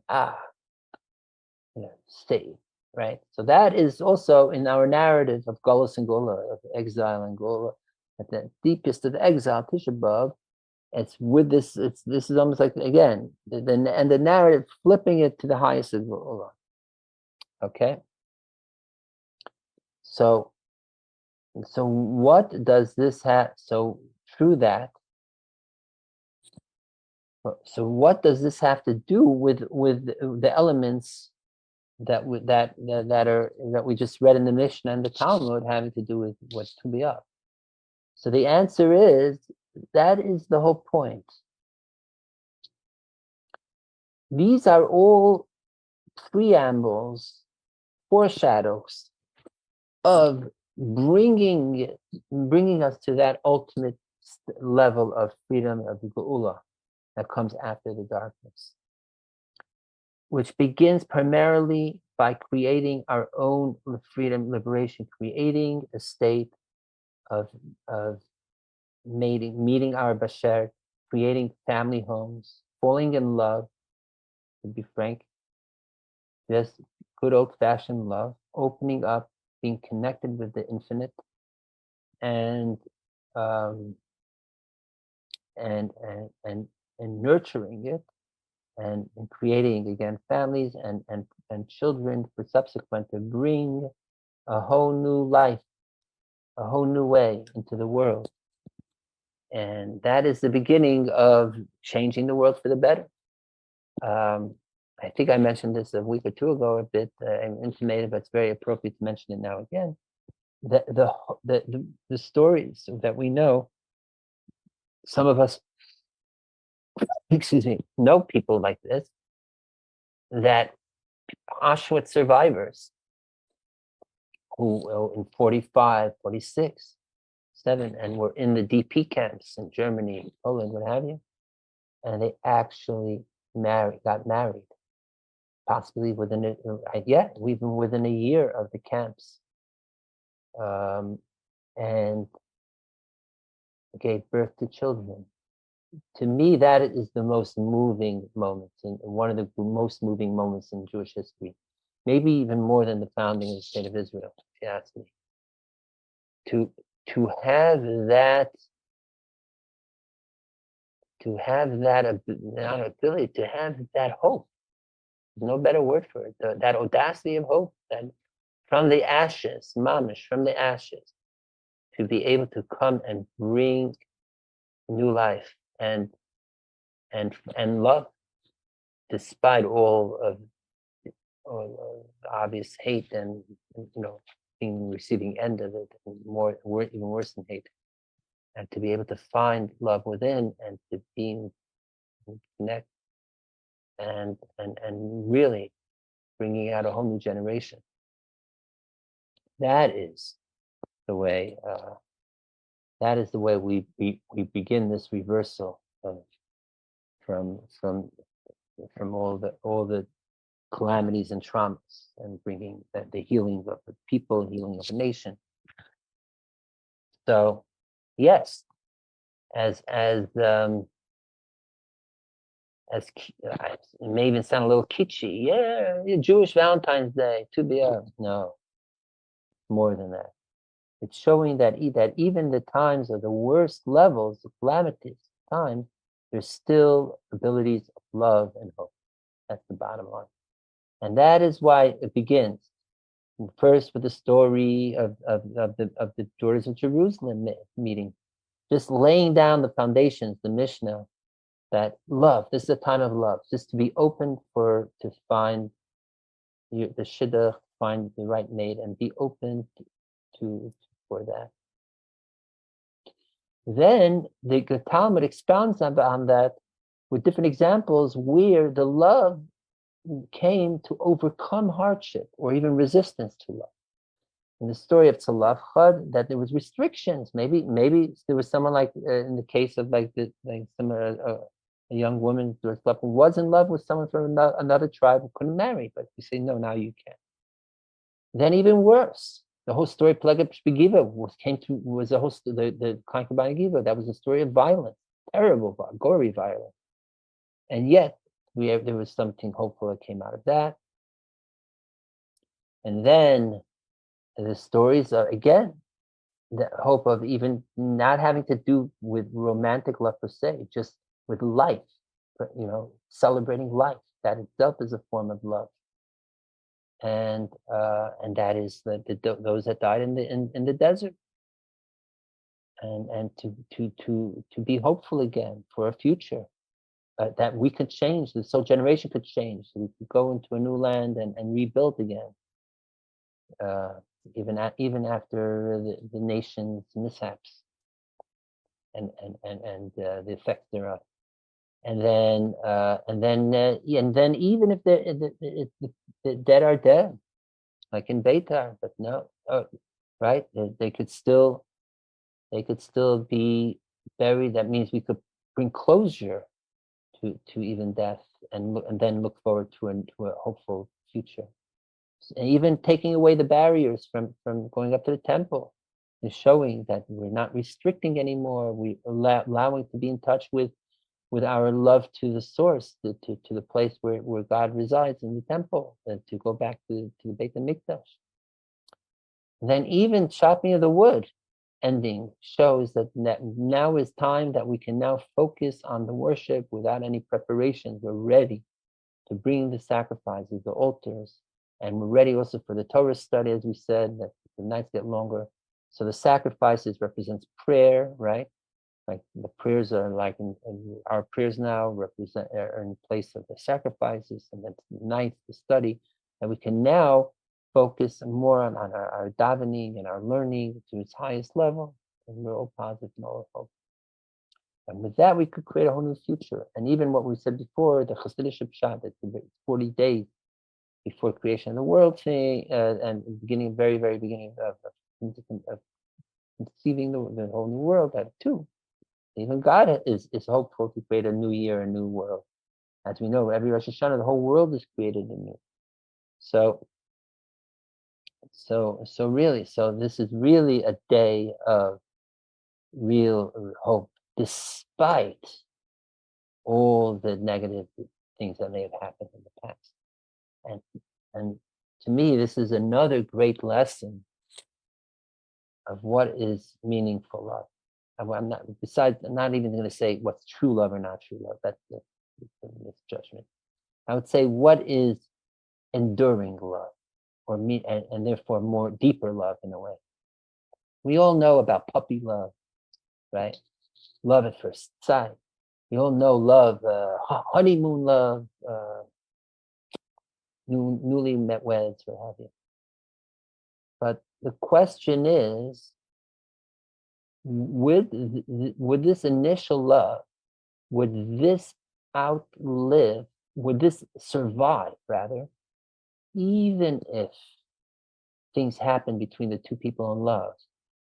Even if things happen, whether externally to them, let's say some mishap, some calamity that they did not call upon themselves, that shakes up the stability of the relationship or their family, or even if there's something that within internally, their relationship itself, whatever reason, their love has been threatened in some way, and the relationship is falling apart.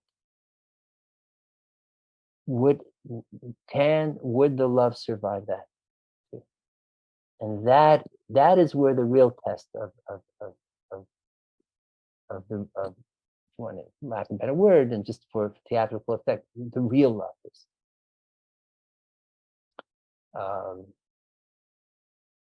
And would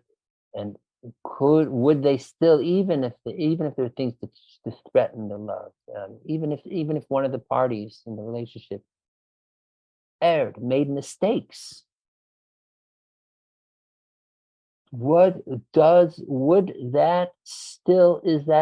is there still ability to overcome the mistakes of the person in the relationship and still find a way to find reconciliation, even forgiveness, and continue to love? And what the point I'm making now is that in a certain way, the love that survives through that can be an even more powerful love than it was even before there was any of the challenges or brokenness to the love. That somehow, almost the love that lives through the broken heart, despite the broken heart, into the mended heart, and is loving, could be a greater love than just the earlier, the unchallenged love, let's call it. Okay, that it's dafka that when it's going through the threats, and still be able to find reason to love. It reminds me, a few months ago, there was an op-ed piece in the New York Times. Since she put her name on it, it's not not a secret. Her name is Frimit. I forget her last name, Weisberger or so. She's part of the community of those that grew up Hasidic or ultra Orthodox that left that community and became either modern Orthodox or non-Orthodox and so on. She was very open. She wrote an op-ed piece, how wasn't directly related to that experience of going OTD, as they call it, off the derech, or what have you. But in her personal story was that she was having difficulty in her marriage. I think her husband also grew up very frum and also left to a more moderate form of Jewish practice. Be it as it may, that was just one component, but for whatever reasons, it felt like that their marriage was falling apart for a good 10 years or so.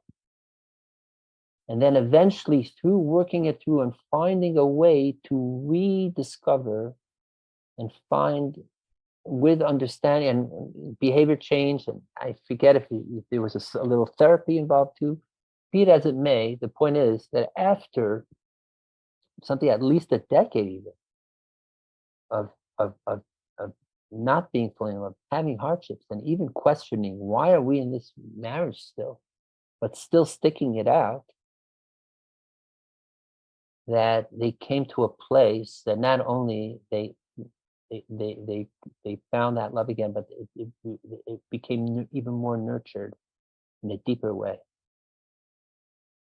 And her point was that there are those that when they realize when they're in a marriage relationship and it's not working out, and for valid reasons, that sometimes people act on divorcing or separating too quickly, and then the outcome of it later down the line, if it was done too prematurely, in addition to it having an effect on the children, of course, that's harder to get back than it would have been otherwise. And at least in her case, her point was that it was certainly worth to stick out those years where the love was questionable and there was even brokenness to find the ultimate next level, on a greater level even of it, and now finding that ultimate beauty and comfort of deeper love. So there's something to be said there, that it's through the brokenness that even and the hardships and challenges of love that we get, and by working it through, we get to a greater love. With this point, this will also explain why Yom Kippur is related with Tu B'Av in this theme. As we said, the Mishnah mentions also Yom Kippur as a greater holiday. And we could also plug it in and explain things on the Parsha too. Okay? And here it goes. What was the day of Yom Kippur? And it was actually intimated in the Gemara before we read that says, Yom Kippur, is a great holiday because the day of forgiveness. And then he adds, it's a day that the second luchot were given, right? Similarly, when we were reading later in the Mishnah, we read that verse, go outdoors of Zion to gaze. And then we said, what's the wedding day? The day of giving the Torah giving, right? And building the Beit HaMikdash, mainly the Torah giving. And that's the key here. As again, as high against the,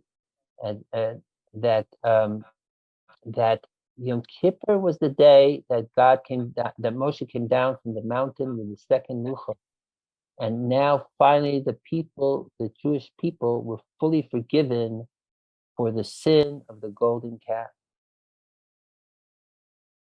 If you look again, like what the Mishnah says that at the Matan Torah, it was a wedding day, giving the Torah. That was the wedding day. of God and Israel.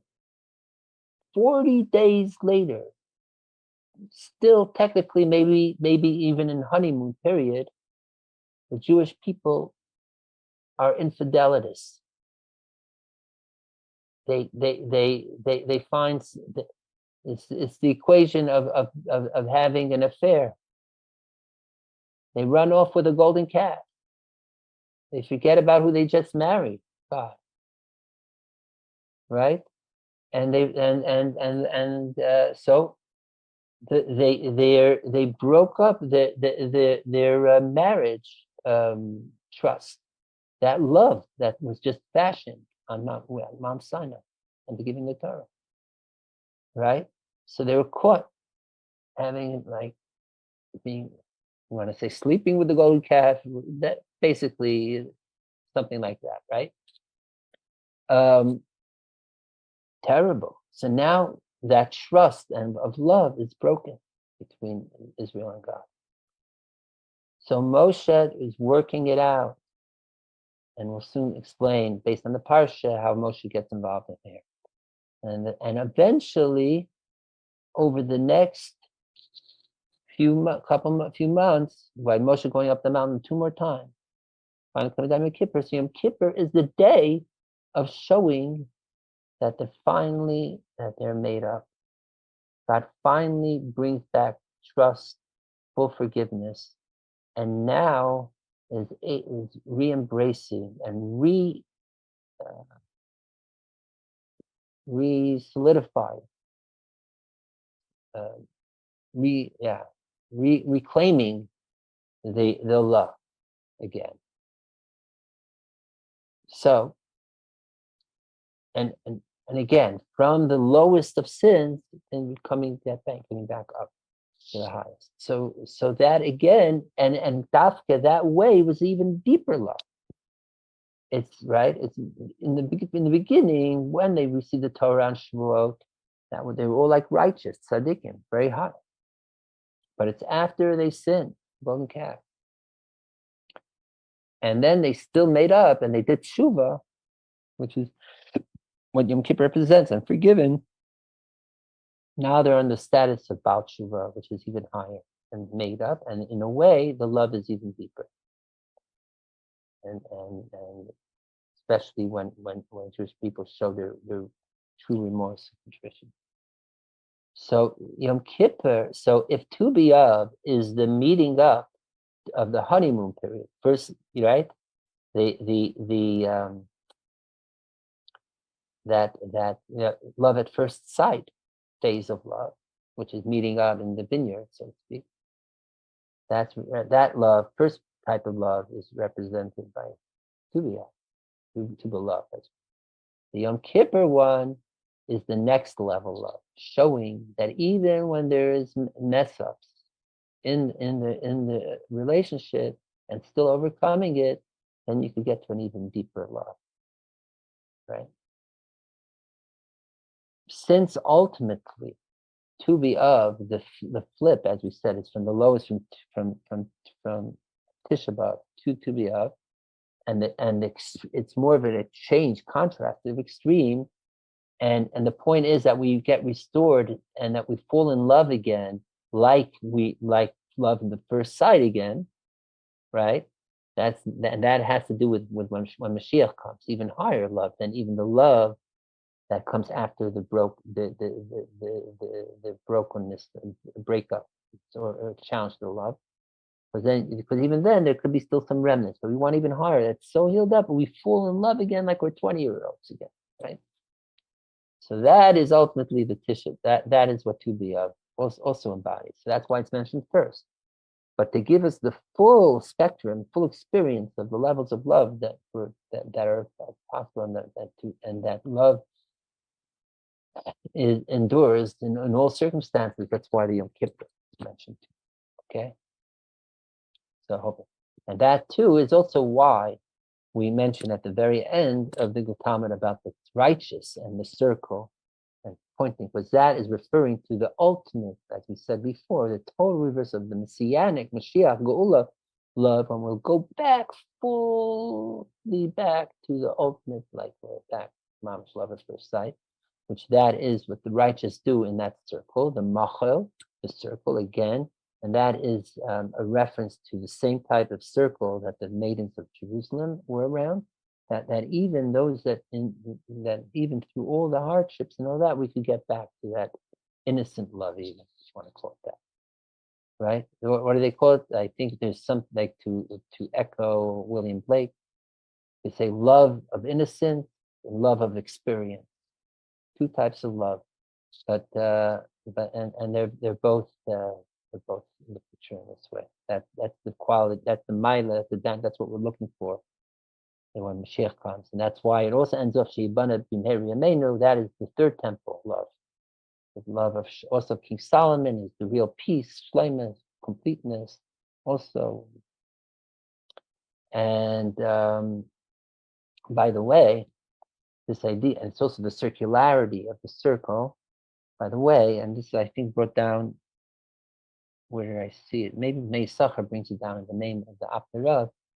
That if you count the Aleph base, the 15th letter of the Aleph base, so of is Aleph base, right? And we say two, right? The 15th. So in the Aleph base, Gimel Daled Hey, count 15 letters down. What's the 15th letter of the Hebrew alphabet? Is the Samach. The Samach is again a circle, circularity, and that, as we know, circles in mathematics, another way is represents infinite. There's no beginning, no end. Infinite love, infinite openness, infinite co-equality. True love comes when we're in a co-equal way, that we're all connected as one. The circle is one. Every part is essential. Okay, Aaron, you going? Okay. Thank you very much for your blessings. Okay, those, yeah, it is I mean, it's not getting too late, but it is relatively late. So I understand if people start checking out, it's understood. What we'll do is share a little bit more of just plugging this in, a few more words on the Parsha, and then I'll check in if we want to continue on the Chassidus part, okay? So just with the Parsha, what it has to do is, because it's exactly in this week's Parsha of Ekev, which Ekev means the heel. Maybe we'll mention a little of that. But late in the parsha, it discusses it's Moshe giving first person account of how he got the luchot, and by witnessing the worship of the golden calf, he broke it. And I broke it before your eyes. So this is a very powerful metaphor that Moshe is even saying. And then he says, and then we built the second luchot. I mean, then I was instructed to write the second luchot, which was given Yom Kippur. And that, so we see that even though there's, again, the broken luchot, that's like the broken heart. And even if our hearts are broken, there's still a way we could overcome it and even find deeper, truer love. And even on the Torah level, it says that the second luchot had greater Torah that wasn't included in the first luchot. So in fact, some real good came out of getting a second luchot. Okay. So again, that the breakingness of the luchot, after that got to the deeper, higher level of connection with Hashem. This is related, in fact. I may have mentioned this in the past, but maybe we'll give it a little another angle to it. This is the very last Rashi of the Ol Chumash, La'enik Yisrael. Although is that that God that when Moshe came down from the mountain, that's the La'enik Yisrael, meaning that he broke, like it says here, he broke the luchot in front of the eyes of the people. And he came down, he saw the golden calf. Moshe instinctively, without asking God, on his own went and smashed the 10 Commandments. Yeah, not like the Mel Brooks slip of the 15 Commandments. Oh, if you know the reference joke, but deliberately. And Rashi brings down the parable, which again from the Medrash, which is of a king who has a child, a princess who is married and was having a philanderous affair, which technically, if it would be caught, it would be so. Then the king would be put on the spot, needing to maybe even like give corporeal punishment to his child. A minister who loves the king and then sees what's going on with the prince. What does he do? He goes, finds the marriage certificate. Prince goes and tears it up. So now, so now he's not married. So even if technically it's not right, but it's not as bad, right? And that way, spares the child's life and the king's honor.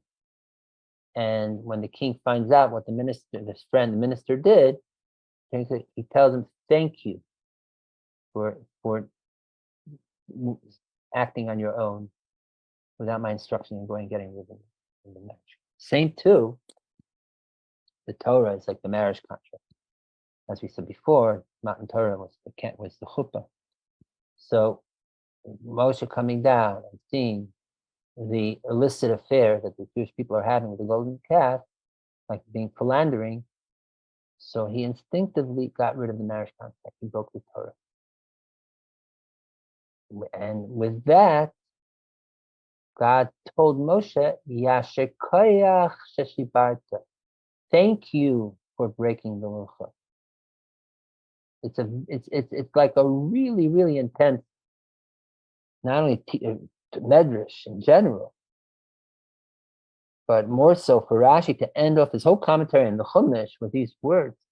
God telling Moshe, thank you for breaking the whole Torah. We just finished the Torah, the end of Zot Bracha, which is when we celebrate Simchat Torah and we read it then. Say, thank you for breaking the luchot on your own. I remember if I bring in when the Rebbe spoke about this on Simchat Torah, the Rebbe was crying about this is the true leadership of Moshe. He's willing, because he was saying then that Moshe, it was all about Torah. It was even personally. He said it was like his own. He was Moshe Rabbeinu, the teacher. He embodied Torah to the highest. Yet he went and destroyed what he loved most to save the people, because ultimately the Jewish people, are greater than even Torah itself, right? And therefore, if it's Jewish people or Torah goes. I mean, of course, the chap is, how do we know that the Jewish people are greater than Torah? From Torah tells us. You still need the Torah, so that's the virtue. Okay. Certainly gives a new twist to the concept of saying Yasher Koach to somebody who's just gotten an Aliyah. Oh, whoa, yes. Right. So the word is, right, it comes from that God tells Moshe, is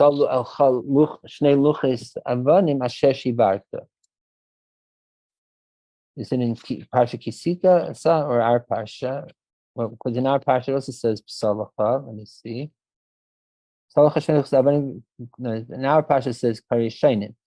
But in Parsha Kisisa, no, Asheshi Bartis.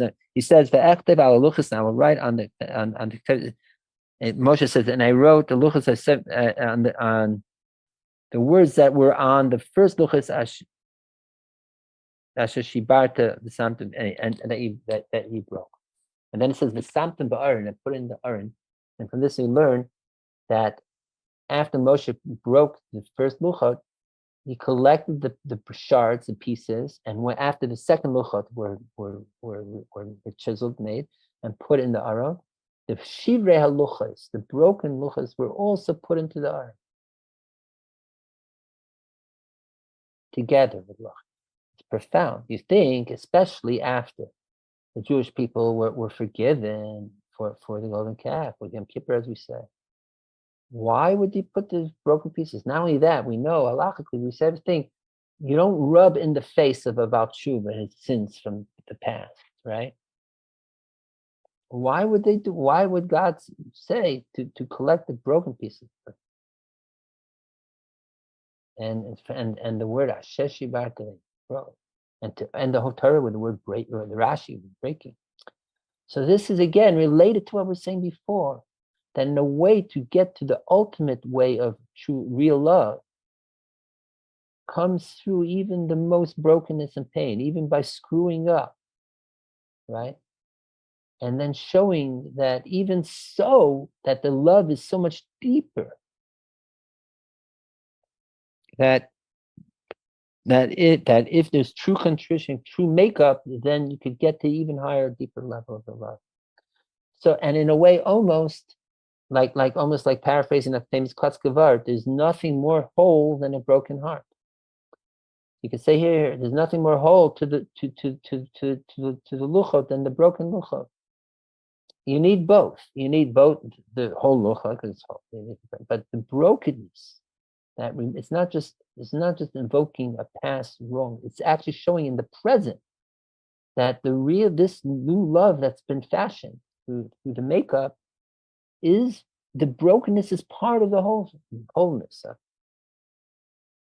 So this is not a brokenness to be embarrassed of even too much. It's almost like it's like the growing is coming through the brokenness.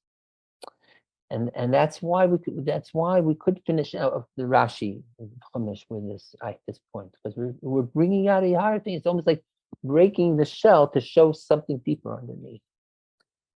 And that's why also the word Asher Tibat is the Asher we say is Yasher Koach, right? As you said before, and then we know the word before Yasher Koach means straight force. What do you mean straight power? It's brokenness. Why it seems the opposite. Brokenness is not straight power. But here's the answer. To get to the ultimate, real, straight mode of love, at times, unfortunately or not, comes through breaking broken hearts, brokenness, whatever it may be. And picking up the pieces and mending the heart and getting to even higher.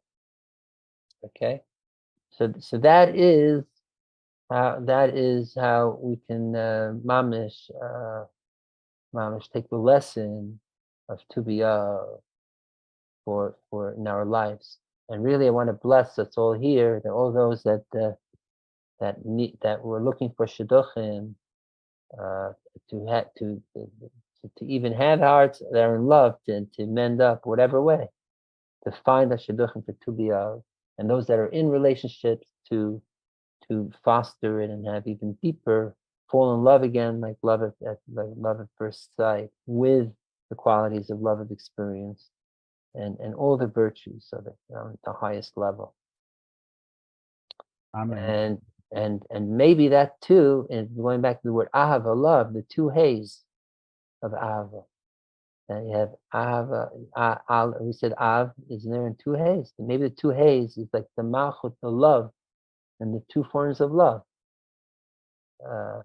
We speak about two forms of love in general. There's avatata, in Kabbalah and Zayar, and lower love, higher love.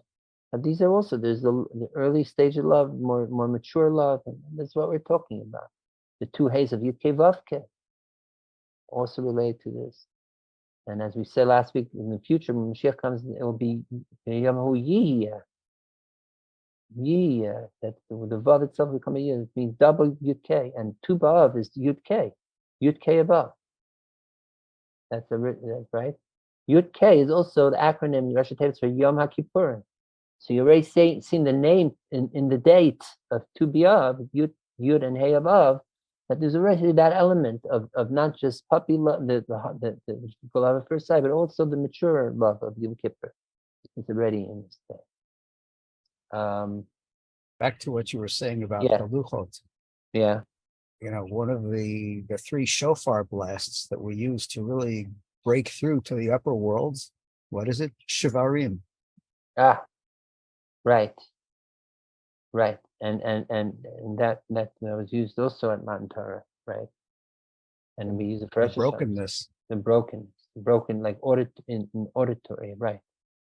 So yeah, and we have the kol pashut, which is the straight one, the wholesome one, which is the tkiya, right? So we have both, even in sound, whole sound and broken sound, very well put. And according to the Gemara, it goes to different levels of wailing. There's gachain and yalila, and that's represented by Shvarim and Trua, right? So there, so mamish. So may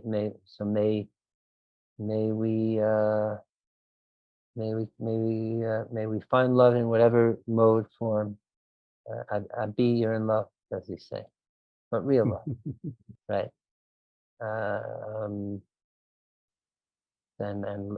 love a fellow human being. Start to love the, it's the Alter Rebbe said, Chabad says that loving a fellow Jew is greater than loving God. When you love a fellow Jew, you're loving the one that the lover loves. So you got the double love. Not only you're loving the person, but you're indirectly loving them. Great. Like sometimes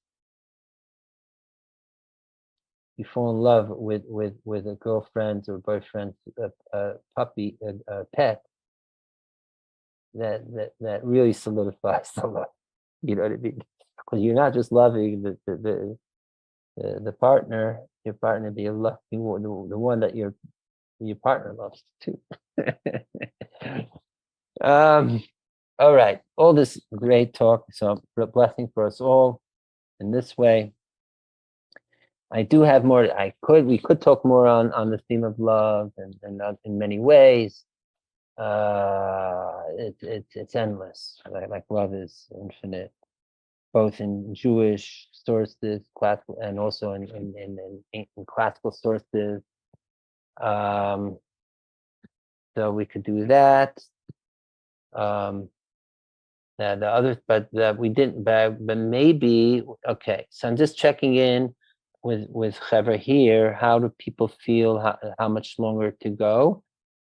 I'll tell you what. We still like to cover at least basic. Like we could speak a little bit on the name of the parsha, even though we can't go through all the whole parsha. It's going to take longer because we spent a lot about Tu B'Av. But at least on the name, we could talk a little bit on that and maybe how that's connected to our theme that we've been speaking about tonight. And then as of covering the Talmudist material about Chassidus, I don't know if we're up to that now. Let me see what time it is now. So I'm just checking in. How, Jonathan?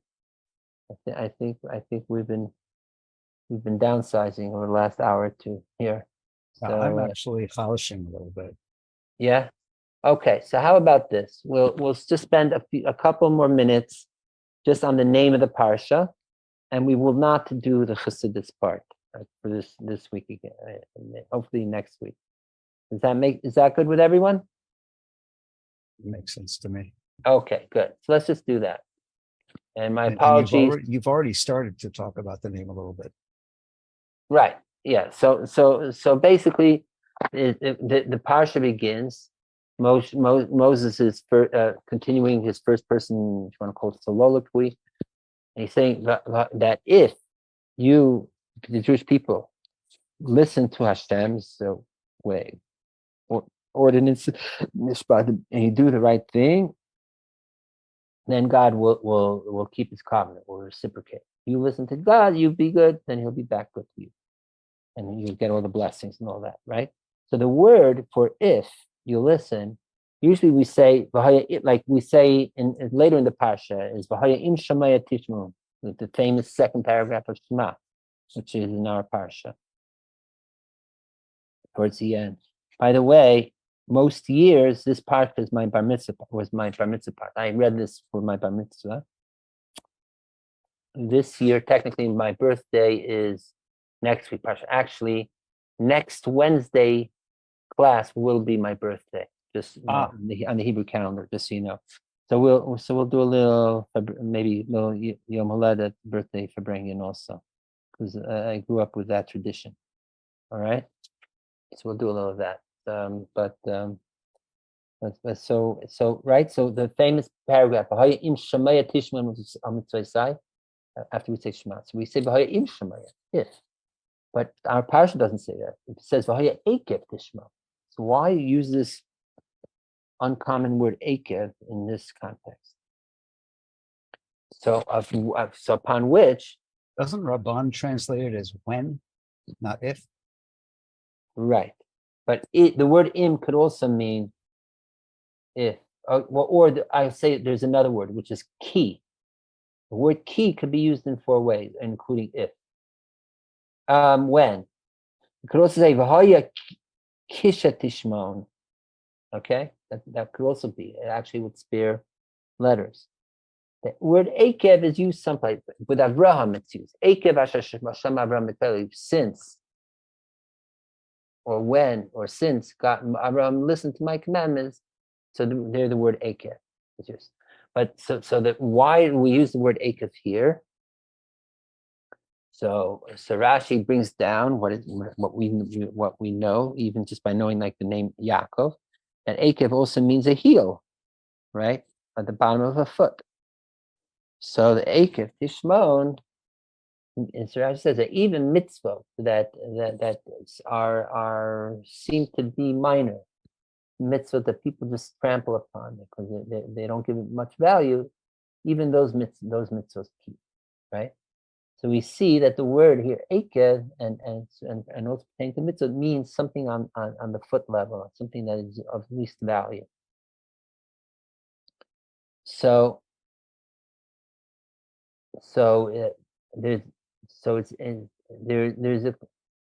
first of all, it's telling us that even the lightest of mitzvot you should value like the most important mitzvah. That is like it says in Pirkei Avos, that even a mitzvah kala, even a light mitzvah, to value like the most stringent mitzvah. Okay, which is that's lesson number 1.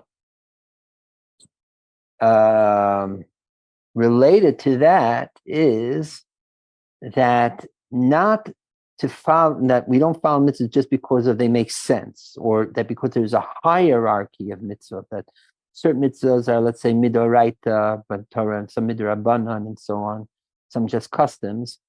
But on a certain, it's true, the hierarchy is important, and certain things you need to know essentially when certain periods what is more important mitzvah than others.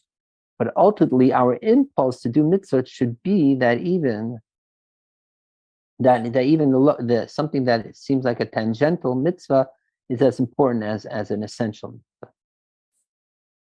Moreover, you could say that in a way, by following the tangential mitzvah as, if not more important than the important mitzvah, the more essential mitzvah, in a way, it's expressing more of the mitzvah. That it's not because of any logic or because you give it more value, but it's more tapping into just it being a mitzvah, qua mitzvah from God, regardless of rational calculations, reasons for it, what have you. That it's right. I mean, I recently spoke with someone, a total secular person in Israel, and he was telling me that in his family they barely kept any mitzvah, but there were certain customs. I forget exactly what it specifically. That is not even real halacha, but those they kept. On the one hand, you could say it was silly; they should have been keeping the more essential mitzvah. True, 100% right. But on some level, it shows that their connection to Judaism was so deep that that their bond was even this seemingly unimportant custom that kept the bandit together, and it was enough to keep their Yiddishkeit identity going. And then later generations, some became back more religious and so on. So that is that's the heel part. The heel also, again, is counter to the head. Like Yaakov is the name it represents the Jewish people following things that these type of the lower status ways, versus Yisro, which means the head. Li Rosh means my head, right? the more heady stuff, intellectual with hierarchy of what's more important or not.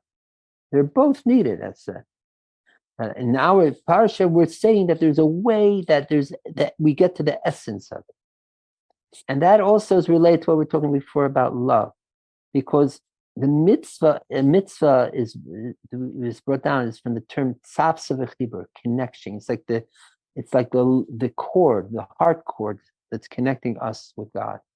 It's almost out when we do a mitzvah, we're expressing out through gesture, through an act, our love to the Creator. It's like this is bringing the bouquet of flowers to our love.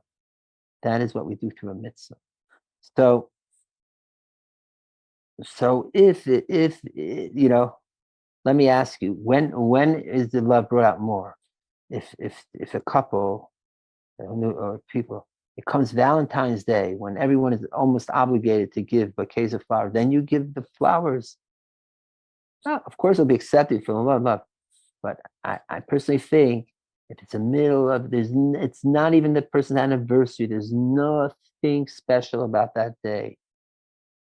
It could have been any Tuesday of the week, and out of the blue, the husband comes home with a bouquet of flowers, tells his wife, "I love you."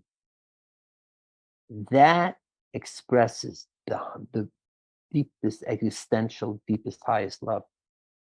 Because it's not about any commemorations or social mores or what have you. This is showing it's irrelevant. This is the deepest of the deep. And that's the point at which the wife starts looking around for a golden calf somewhere. Or starts being suspicious. If you want to be cynical, starts being suspicious. Why suddenly are you being so nice? Right? That's my point. Yeah. Right. Well, we're assuming that they have enough trust. Yeah. So true. Yeah. Point taken. So we're keeping a positive spin on it. Okay. So that is almost like even a small mitzvah, like an Ekev type of mitzvah, following it with the same beauty and intention, like it's such an important mitzvah. That ultimately brings out the deepest love, and that's why we say Minig Yisrael Torah.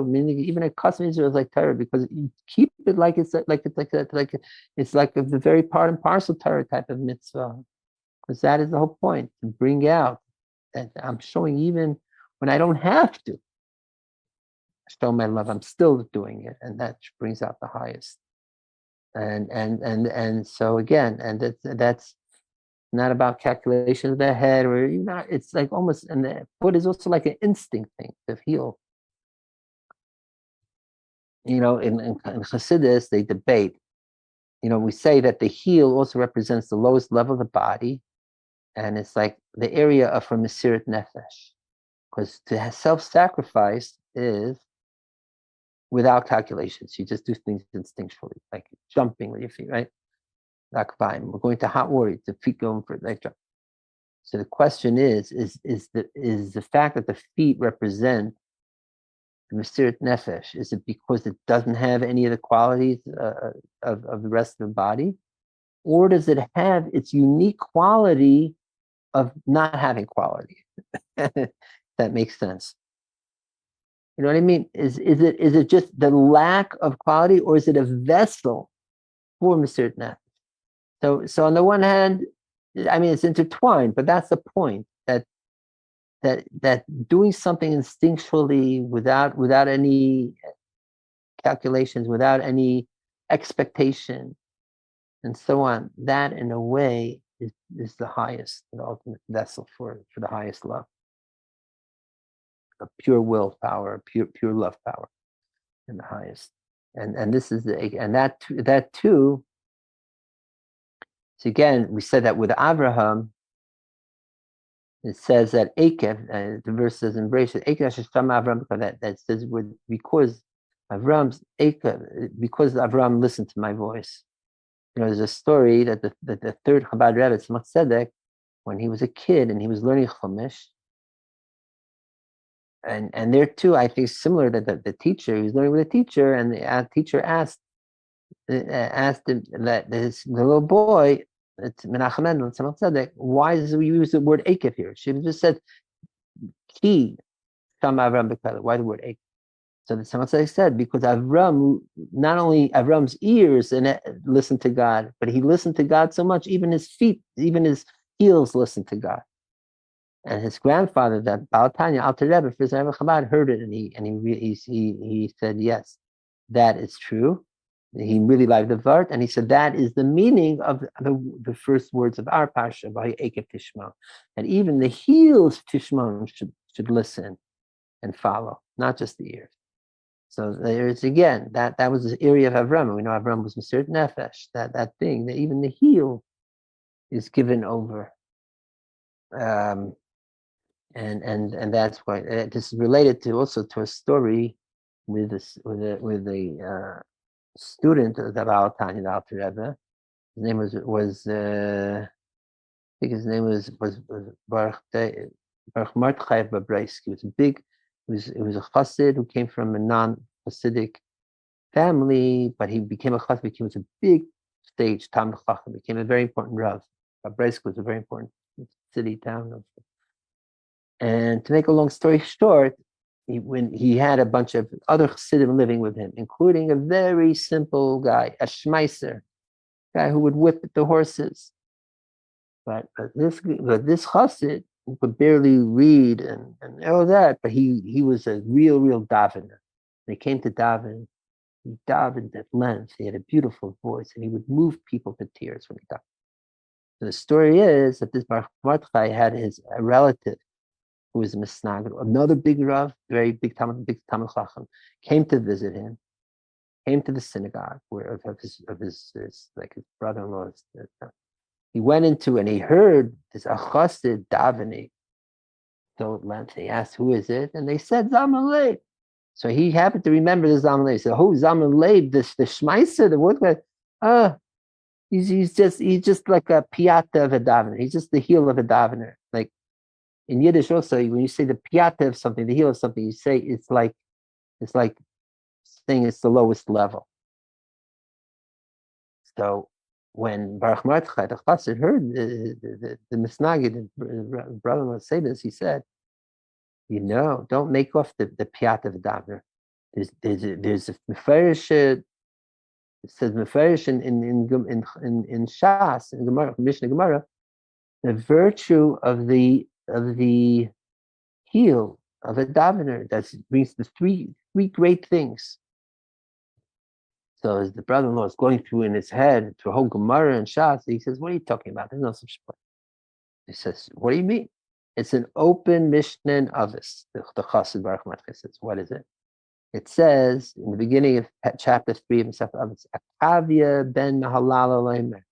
The famous Mishnah that Akavia, the son of Mahalala, says, "Yistako b'shleish devarim." Look at three things. Ve'enat bali de aveir. He won't come to sin. Da'amayim basa, know where you come from. Not where you're going.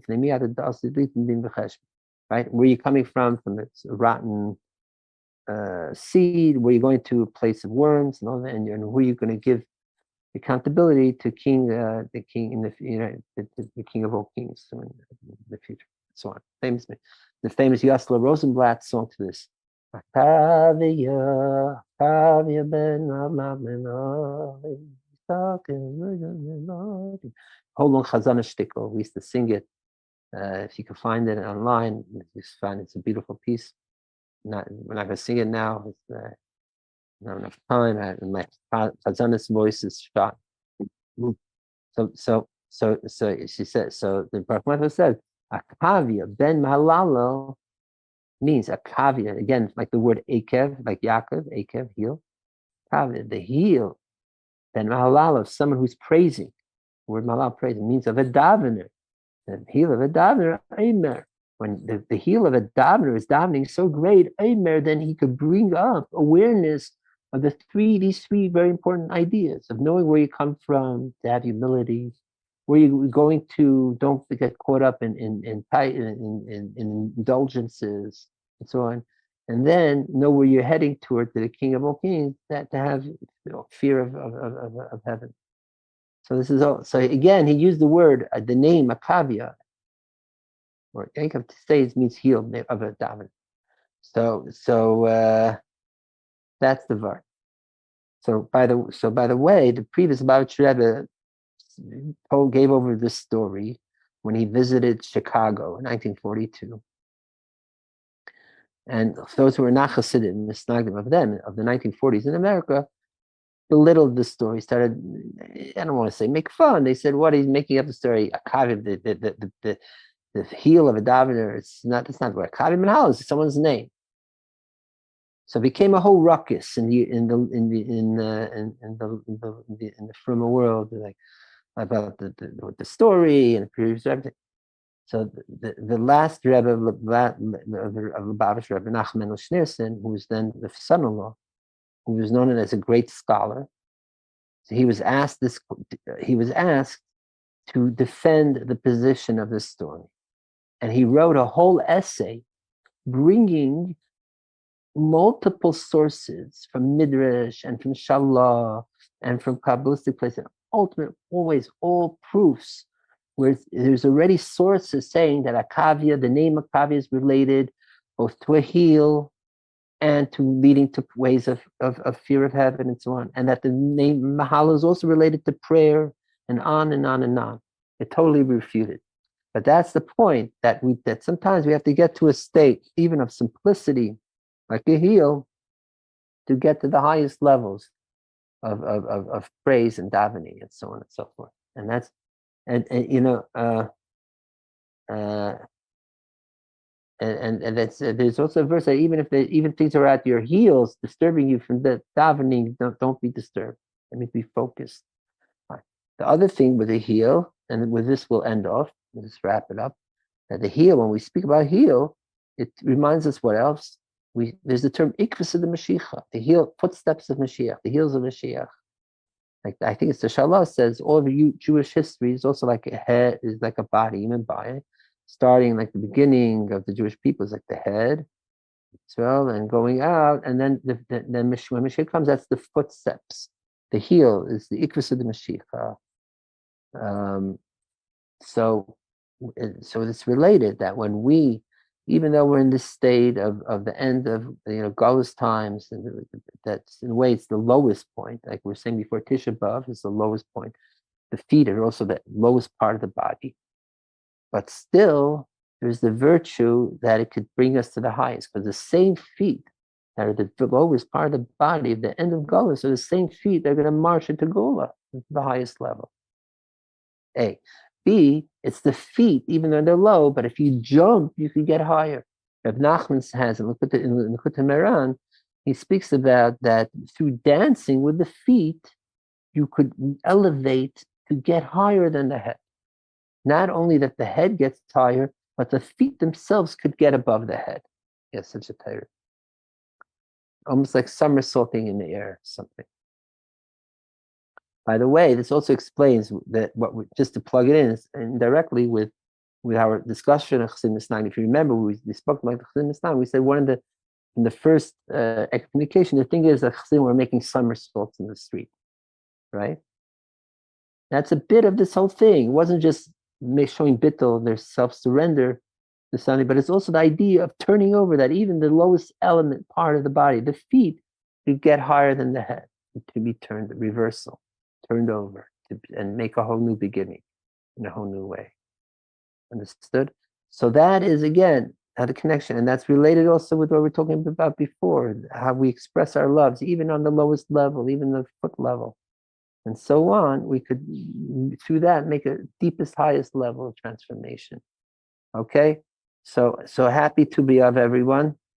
And really thank you everyone who's tuned in, and especially those who are still tuned in.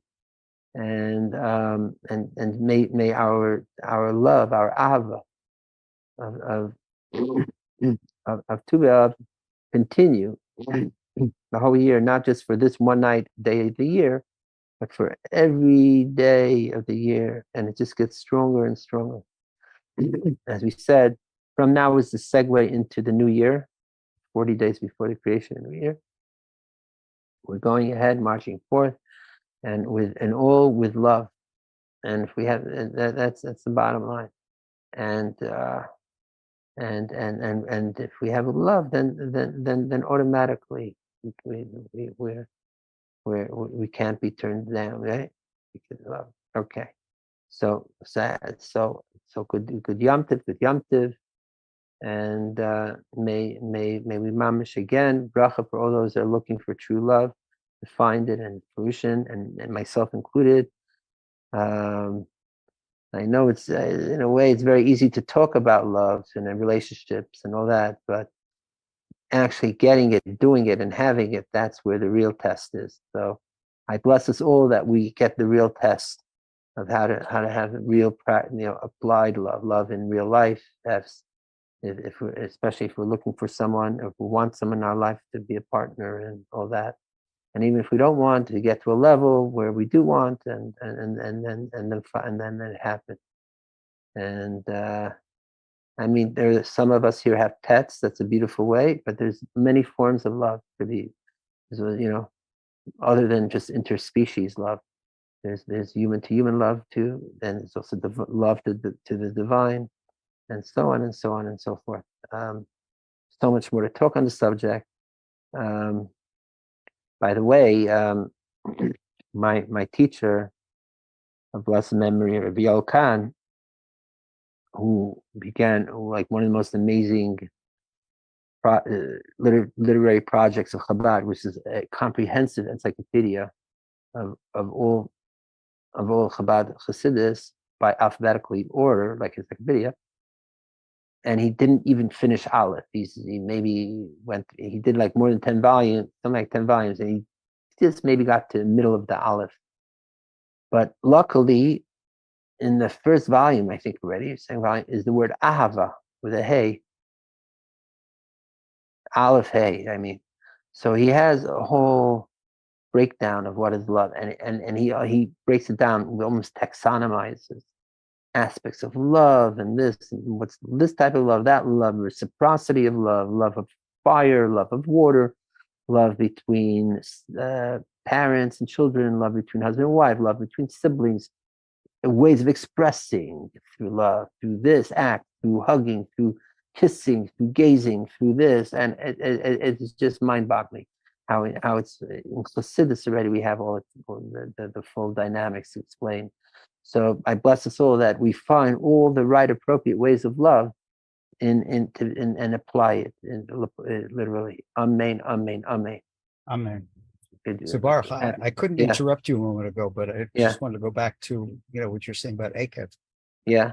Because we talk about it being the heel, but it occurred to me as you were talking, if you take the arc of the book of Devarim, this is what the third parsha. Yeah. In the what happens if you take the other side of the arc of all the parshiot, you get to Nitzavim Vayelech, both of which need an akev in order to subsist. Right. You're standing and you're walking. You got to have a heel. Very good. Very good. Thank you. I love that mirroring. It's a beautiful art, and I love that Torah. That's a real original Torah. That, in other words, so now we're laying down that you need the heel, the foot, and then comes the verb of the walking and standing. You're building the foundation. Building the foundation. Beautiful art. Incidentally, since we're talking about mirroring, if you split the year into 2 6-month pairs, so the mirroring of would be Shvat. Mm-hmm. So the mirroring of Tu B'Av would be Tu B'Shvat. And you could already start seeing the certain similarities of and building a family tree, so to speak, which Tu B'Av represents with Tu B'Shvat. Building, we say the tree is the Adam Eitz Sadeh, and so on and so forth. There's a lot more Tyrus on this, but I love the mirroring Tyrus because it really does it. And thank you for pointing that out. And by the way, another connection with between Tu B'Shvat and Tu B'Av was you went through it when you were going through the Mishnah, but it talked about after Tu B'Av the trees are no longer cut down, so the trees are celebrated. Right. Very good. Very good. That's so true. That's right. With the wood. Right. Very well put. Good. Yeah. So, and so you don't have to chop down George Washington's cherry tree. Right. Exactly. So you're not allowed to because it's a fruit-bearing tree. Good. And by the way, Tu B'Av is related also. Some say it's the last day of Arla from the past year, because you have to, like, if the month and 2 more weeks from the new year that you stop the Arla. So they're like basically the year of Arla cycles when you're not allowed to eat for 3 or 4 years. The fruit of a tree, that the date is Tu B'Av, according to some opinion. So there's another direct connection. So Yasher we said, Koach, you don't have to break anything. right? We said, like, the woman says, give it from the fruit of your hands. So again, the fruit part. When you say thank you, Yasher Koach without breaking, the for tonight at least, right? Thank you. Good Shabbos, Jonathan. Good Shabbos. Good Shabbos, Steve. Good Shabbos. Good Shabbos, Ariel. Good Shabbos. Good Shabbos, Danny. Good Shabbos. Good Shabbos, Ace. Good Shabbos. Good Shabbos, Aaron. Good Shabbos. Good Shabbos, everyone who is watching here and on Facebook and wherever you are. Good Shabbos and good Yom Tov. Good Tu B'Love. We have Jen and Ace as well. All over again. Right. Good Shabbos, Jen. Of course, good Shabbos. Happy Tu B'Love. All right. I'm going to go out. We're going out of Facebook.